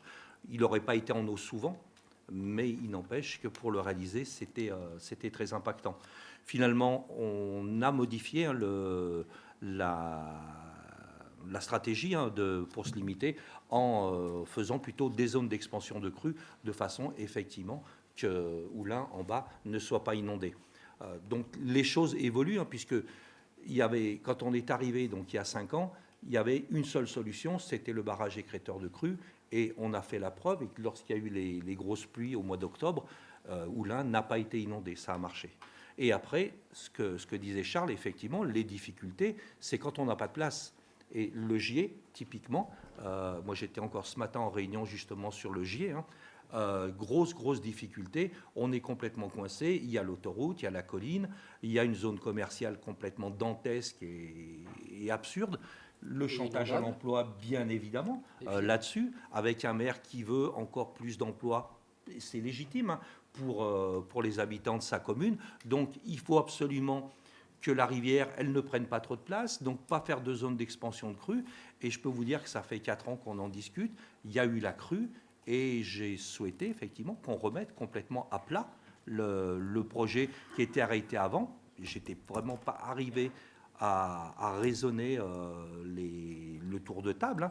Donc on partait toujours en disant non, Carrefour est ici, marchand de chaussures il est là, bidule, et puis cette zone-là où on a une friche industrielle, on va y mettre des nouvelles entreprises parce que ça va redynamiser le territoire. Évidemment, octobre avec une crue assez extraordinaire dans la vitesse à laquelle elle est arrivée. On parle de crue centenaire, on ne sait pas encore, on est en train de mesurer, mais peu importe. Avec une chance extraordinaire, c'est qu'à 2 ou 3 heures près, on aurait eu des morts et on n'aurait pas été beaucoup plus malin qu'à Valence. Donc il faut absolument revoir ça. Et revoir ça, ça veut dire que ça va coûter une fortune.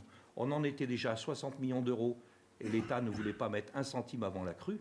Donc bien évidemment, maintenant, on se retourne vers l'État et on leur demande effectivement de financer, parce que les erreurs qui ont été faites, elles n'ont pas été faites par la métropole, elles n'existaient pas à l'époque. Givors est arrivé dans le Grand Lyon il n'y a que quelques années. ça a été fait quand même avec l'assentiment des services de l'État. On a fait une aberration qu'il faut corriger maintenant. Le côté économique, il est évidemment important. Le système d'endiguement pour protéger Vaux-en-Velin, 26 millions. C'était l'État qui en avait la responsabilité jusqu'à 2018. 2018, une loi, il donne ça aux collectivités et on découvre un système d'endiguement pourri où on va être obligé de défaire les digues, de les reconstruire. Donc là, on a quand même un financement de l'État de 40 ou 50%. On est en train de caler ça. Sur Givors, on n'avait rien du tout. Et avec la conjoncture économique actuelle, je peux vous dire que monter des projets comme ça, c'est pas facile. Et l'ARISE, avec tout l'attachement que j'y ai et tout, c'est vraiment c'est un bonbon à comparer. Hein. C'est vraiment, c'est un délice. Hein. Le GIE, là, par contre, on va s'attaquer à du dur. Mais donc, vous évoquez bien la question de la veille foncière et de la stratégie d'acquisition foncière. Ah, mais ça, vous évoquez bien la question de la relocalisation des activités économiques aujourd'hui vulnérables à l'aléa inondation par débordement de cours d'eau. Vous évoquez bien l'inertie des services de l'État, des services déconcentrés de l'État. Il y a bien un héritage avec lequel il faut faire, il faut composer. Bien sûr. Et pas uniquement, aussi avec des élus. C'est vrai que quand on est arrivé... Et avec des sinistrés qui, eux-mêmes, parfois, refusent de voir la situation telle qu'elle est. Ah ben ça, moi, mais avec de nouveaux alliés que sont les assurances, qui vont peut-être vous pousser... Alors, nous pousser, nous peut-être pas, mais risquent de refuser d'assurer les industriels et les commerçants qui sont sur les sociétés de réassurance aujourd'hui s'interrogent. On l'a vu dans la Vésubie. Hein, où dans la Vésubie, il y a des propriétaires qui ne peuvent plus assurer leur maison. À un moment donné, quand on parle de nature, il faut parler d'argent. Bien sûr. Et après, sur la stratégie foncière, vous avez complètement raison. Moi, j'ai toujours été, déjà quand j'étais militant en association de protection de la nature, pour l'acquisition foncière. Ce n'est pas normal que les parcs nationaux n'appartiennent pas à l'État et les réserves naturelles n'appartiennent pas à l'État. Et on ne peut rien faire tant qu'on n'a pas résolu ça. Dans le plan nature, et c'était la première fois, on a une ligne budgétaire pour faire des acquisitions foncières, évidemment dans un but de nature, parce que jusqu'à maintenant, quand on faisait des acquisitions foncières, c'était pour prévoir des nouvelles routes, pour prévoir des zones industrielles, des zones commerciales ou du logement. Mais, donc on a bien ça maintenant à la métropole depuis 2021. Et je pense que ce sera le mot de la fin pour la première partie de cette conférence, mais je pense que ça ne manquera pas de faire réagir la salle. Je me tourne donc maintenant vers vous. Si vous avez des questions, n'hésitez pas.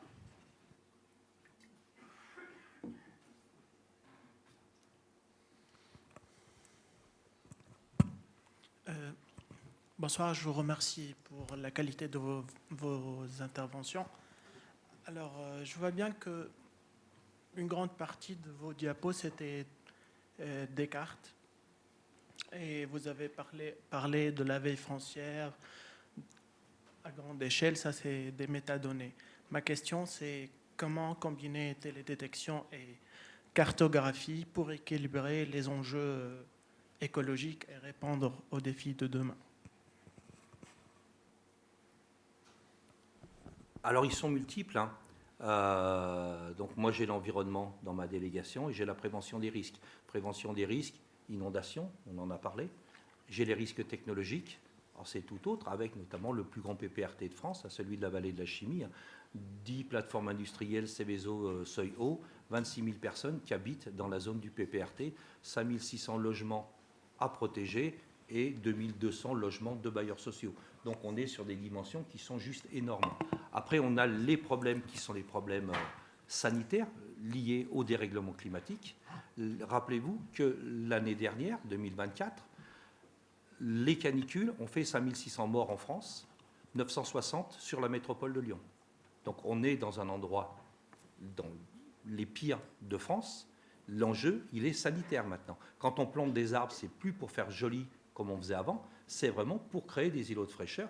Et on a changé complètement la typologie des plantations. On plante beaucoup plus qu'avant. On plantait 1200 à 2000 arbres par an. On en a planté 52 000 l'année dernière. On va en planter 70 000 cette année.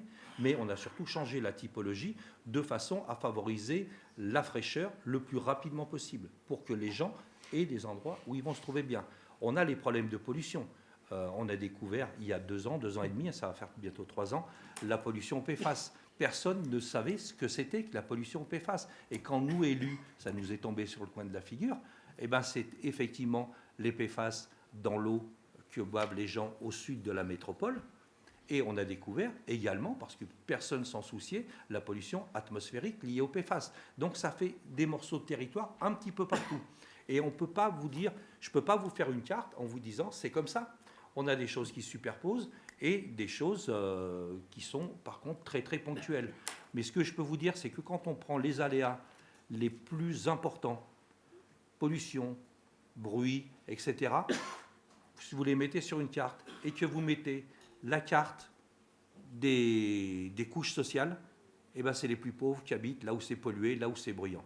Ça, c'est net et c'est sans appel. Les riches, ils ont eu un air beaucoup plus pur, il fait beaucoup moins de bruit. Et ça, ce qui est vrai sur la métropole, malheureusement, c'est vrai dans toutes les agglomérations d'Europe. Bien, je tiens également, comme l'intervenant précédent, à vous remercier, vous féliciter pour la qualité de vos présentations et des débats. C'est vraiment les débats comme nous les aimons dans le M2RIS, au plus près des intérêts économiques locaux, des pouvoirs politiques locaux et des populations. Il nous arrive de temps en temps de partir un peu dans la stratosphère. Merci beaucoup pour la qualité et la précision de vos propos. Alors moi, j'ai une question pour Charles Mandré et une question pour tous les quatre, y compris Charles Mandré. Alors, pour Charles Mandré, la question est très simple. Vous avez exprimé, je crois, au moins à 2 reprises votre crainte que la RIS ne puisse plus avoir le débit au début et à la fin, voire même que l'on n'arrive plus au bout de la RIS. Je n'ai pas compris pourquoi, à aucun moment, vous n'avez pas évoqué la possibilité d'amener de l'eau, un complément d'eau d'ailleurs. Surtout que les étangs de Méribel-Jonage, surtout que le Rhône, la rivière de l'Ain, enfin, des ressources aquatiques supplémentaires n'existent pas très loin de là. Pourquoi ne pas amener de l'eau pour éviter justement ce dessèchement de la rivière? À tous les quatre, une question qui me turlupine depuis le début. J'ai écouté encore une fois, j'ai pris beaucoup de notes, je lirai ce qu'écrivent les étudiants à mes côtés. Mais est-ce qu'on réactive la RIS parce qu'il s'agit de soustraire la nature à la ville, donner sa chance à une rivière qui a disparu pour la faire revivre? Donc le souci principal, c'est vraiment la nature. Sortir la rivière de la ville, de l'emprise de la ville, ou est-ce qu'il faut faire la RIS parce qu'il faut faire la ville autrement? Autrement dit, la RIS vient au secours de la ville de demain. J'hésite sur l'orientation, que vous avez cherché les uns et les autres à donner à vos interventions. Je commence. Effectivement, on avait pensé éventuellement à se dire, il y a le canal qui est juste à côté, on pourrait bien demander aux copains d'EDF de nous prêter 100 litres seconde. Et puis, ils diraient gentiment à la métropole combien ils produisent en moins par an et combien ça coûte. On y a pensé. Finalement, on a écarté l'idée, considérant que c'était le projet de restauration. Il est sur le secteur de la RIS, du parc, donc dans sa partie aval. Il est un peu particulier, comme je vous l'ai expliqué, et il va demander de faire en sorte que la nappe n'aspire pas les quelques litres secondes qui sont présents à l'étiage. Ça, c'était notre souci. Et c'est un peu artificiel.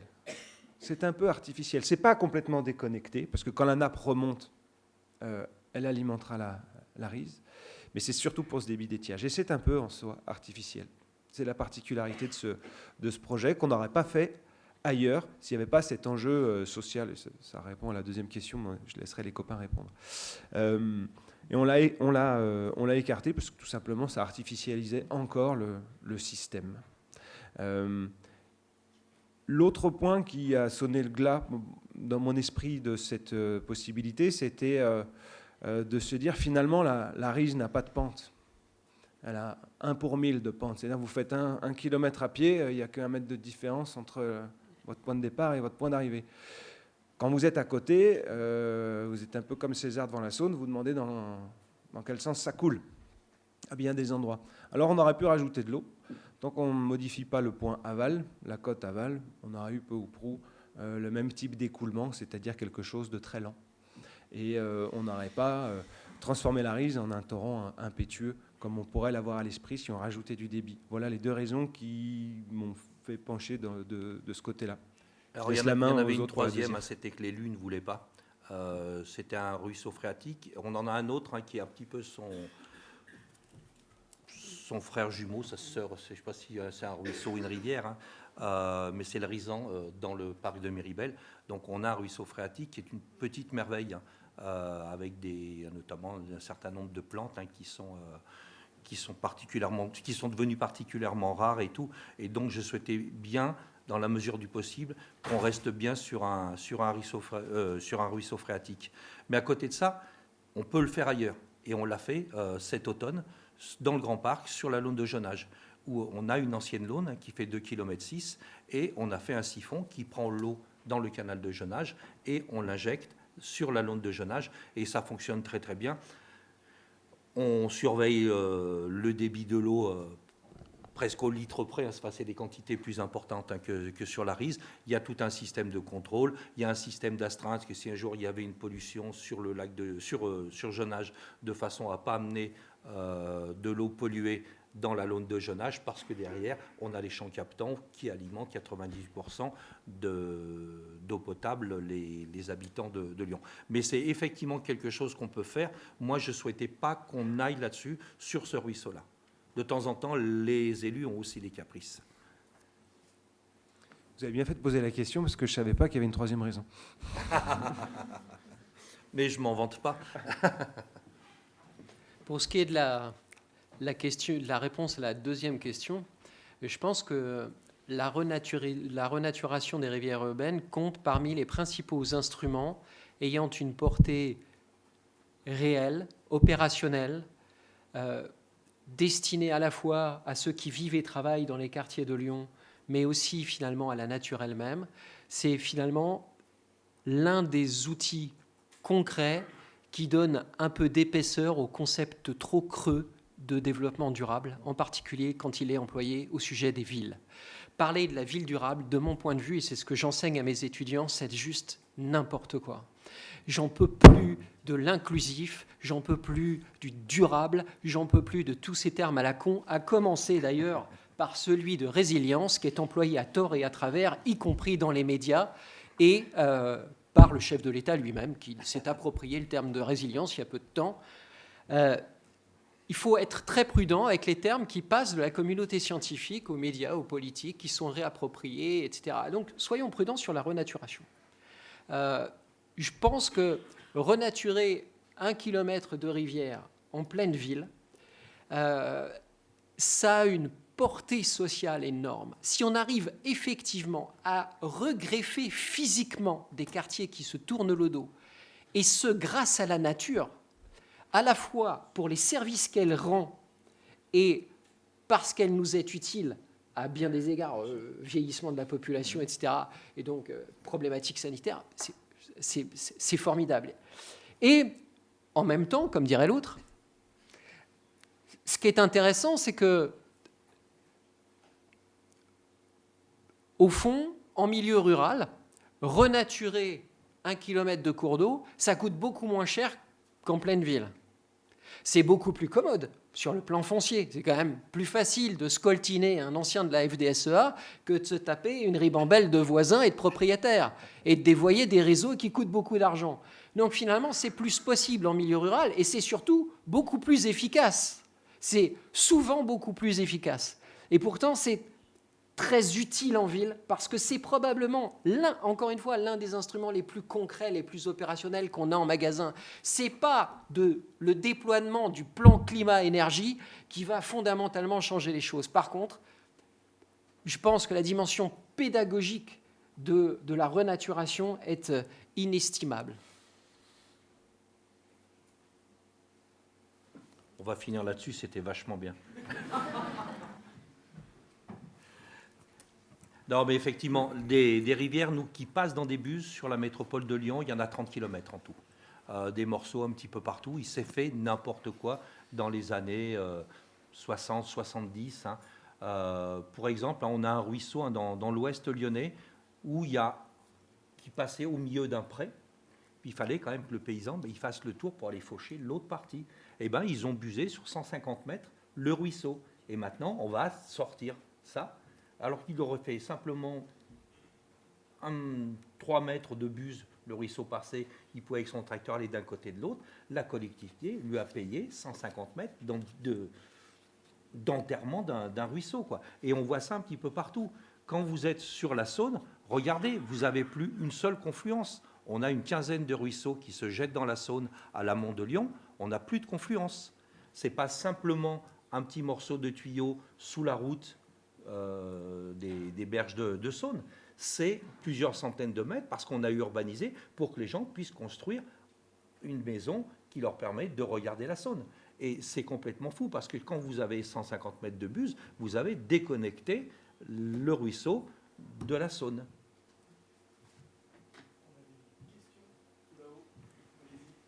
Oui, bonsoir. Moi, je m'excuse, je suis arrivé un peu en retard parce que je viens de Dessines, justement, et c'est très compliqué de venir en voiture. Il faut venir en transport en commun. Oui, si vous habitez à l'endroit où j'habite, vous verrez qu'il faut un certain temps pour aller jusqu'au transport en commun. Voilà, oui, donc moi, je m'appelle Christophe Pouget, je suis riverain de la Rise, justement. J'habite chemin de la Rise. Voilà. Je suis ancien élu, puisque j'étais adjoint au maire à Dessines, et j'étais vice-président du syndicat de la Rise, membre du SAGE aussi. Donc j'ai travaillé un certain temps sur ces secteurs-là. Et alors, quand on était au syndicat, le syndicat a pour vocation uniquement d'étudier, il n'a pas de compétences pour engager les travaux, quoi que ce soit. Donc effectivement, on a eu 2 études qui ont été faites pendant le mandat. J'étais avec Mathieu Fischer, justement. Et c'est des études très intéressantes, mais malheureusement, elles n'ont pas forcément débouché sur grand-chose.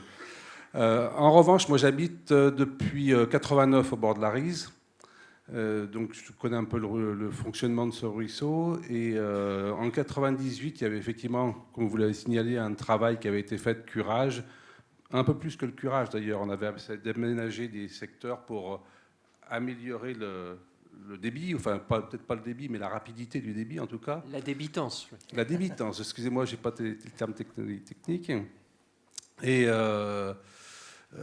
ça avait effectivement fait beaucoup de bien au ruisseau, mais comme vous l'avez signalé, très rapidement ça s'est de nouveau encombré, la vase, on va dire, s'est réinstallée. Bon, ça a quand même mis un certain temps, mais tout de suite le fond, au début on voyait des graviers, après on voyait plus rien.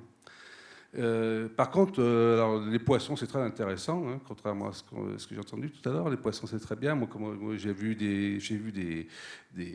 beaucoup de chevennes, brochets, truites devant chez moi. Maintenant, il n'y a plus rien. Il n'y a absolument plus rien. Ce que je voulais dire aussi, c'est que... Alors, bon, après, je ne suis pas technicien, mais quand j'étais élu, il y avait, je ne sais pas si vous vous souvenez, il y avait eu le renforcement de la digue du canal qui a été faite par EDF. Donc c'était de très gros travaux. Et à ce moment-là, moi j'avais parlé, justement, j'avais dit, par rapport à la Rise, ça serait peut-être bien de voir, pour dévier une partie de l'eau, enfin pas une partie, une toute petite partie bien entendu, de l'eau, de faire une jonction entre la Rise et le canal, pour pouvoir justement apporter du débit, pour pouvoir apporter un peu plus de débit, comme vous avez dit, débitance, c'est ça. Voilà. Et alors, bon, maintenant vous dites que c'est pas très bien parce que c'est effectivement un ruisseau phréatique. Cela étant dit, en amont de la Rise, il y a une espèce d'écluse qui existe, vous devez la connaître, je suppose. Et donc à ce moment-là, on pouvait gérer, d'après ce qu'on m'avait expliqué pour les anciens, gérer le débit de la Rise. Et moi, les travaux qui avaient été faits en 98, c'était justement pour accélérer, pour pouvoir avoir cette fonction d'oxygénation de la Rise, d'une part par rapport à la faune, et puis aussi pour pouvoir avoir en quelque sorte un certain nettoyage qui se fasse par ce débit, quoi. Alors c'est pour ça que je suis un peu surpris de dire que, bon, alors, malheureusement, mon idée n'avait pas été retenue parce que peut-être que les travaux étaient déjà un peu trop engagés pour pouvoir prévoir cette chose-là. A priori, personne ne m'avait dit que c'était une mauvaise idée, mais ça n'a pas été fait. Et je pense qu'effectivement, alors je suis très content de ce que j'entends là par rapport à ce qui va se faire sur Vaux-en-Velin. Je pense que le ruisseau aussi, il existe depuis Dessines. Et on peut difficilement envisager une restauration du ruisseau sur une partie sans s'occuper de l'autre. Vous voyez ce que je veux dire? Effectivement, donc, vous êtes arrivé un petit peu en retard, donc j'en ai parlé. Excusez-moi. On va travailler différemment sur la partie de Dessines, puisque là, on va faire des aménagements, donc ça doit démarrer dans une quinzaine de jours, je crois seulement. Donc les aménagements dits Castor, c'est-à-dire des aménagements qui sont légers, qui vont recréer des petits méandres. Il y a des endroits, parce que quand il y a eu les travaux, le lit a été élargi, ce qui a été une erreur, parce que du coup, on a encore moins d'eau, du coup, encore moins de courant. Donc l'idée, c'est vraiment d'essayer par endroit de rétrécir au contraire le passage de l'eau, de façon à lui redonner plus de courant. Et le fait d'avoir des aménagements légers de type Castor va permettre au ruisseau de faire lui-même son lit dans une zone qui est relativement étroite. C'était ça, ou sinon, effectivement, si ça ne marche pas, c'est l'engagement que j'ai pris auprès de la maire de Dessines, si effectivement ça ne marche pas, là par contre il faudra mettre des moyens lourds, il faudra mettre du génie civil, mais pour ce faire il va falloir qu'on coupe des milliers d'arbres. Et de l'impact de la coupe des arbres, ils repousseront derrière des aulnes, des saules. On sait que ça repousse vite, mais socialement c'est quelque chose qui est très mal vécu. C'est pour ça qu'on part bien sur cette idée de retravailler avec des méthodes de renaturation qui sont assez nouvelles, mais qui ont donné d'excellents résultats dans la plaine de Valence, où pareil, on n'a pas de pente, on est sur des types de ruisseaux avec très peu de courant, et on procède évidemment différent à partir de la zone industrielle de Vaux-en-Velin, où elle est busée, elle est polluée, et on va carrément la déménager pour la faire passer de l'autre côté. Je vous remercie, monsieur Athanase. Il y a une chose encore. Je suis navrée, monsieur, on est vraiment tenu par le temps. J'ai une dernière question ici, et je vais vous demander d'être très rapide, et après, ce sera fini. Merci. Donc moi, je travaille au service espace vert à la mairie, et aussi j'habite à Larise depuis 2020. Et je fais partie des personnes qui est en vélo cargo et qui considèrent la Rise comme sa petite tête d'or. Et donc c'est vraiment un lieu que je trouve vraiment intéressant pour faire des balades thématiques. Et d'ailleurs, pour découvrir les écosystèmes, parce qu'il y a toutes les strates, il y a des haies, il y a la prairie, il y a des arbres de haut jet. Donc pour faire des balades avec les habitants ou des enfants, pour leur expliquer la nature, je trouve que c'est bien. C'est même mieux que la tête d'or parce que c'est un peu plus naturel. Et ça va s'organiser. On a une réunion déjà jeudi à ce sujet. Et je voulais savoir si, par exemple, les aménagements Castor avec Baptiste Morisot, ça donnerait lieu à des chantiers participatifs avec les habitants.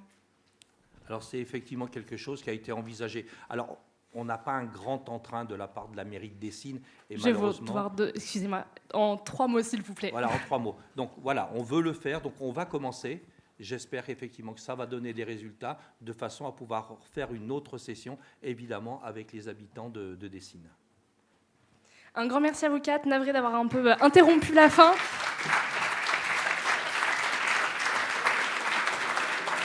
Un grand merci pour votre participation et vous nous avez permis un débat très enrichissant.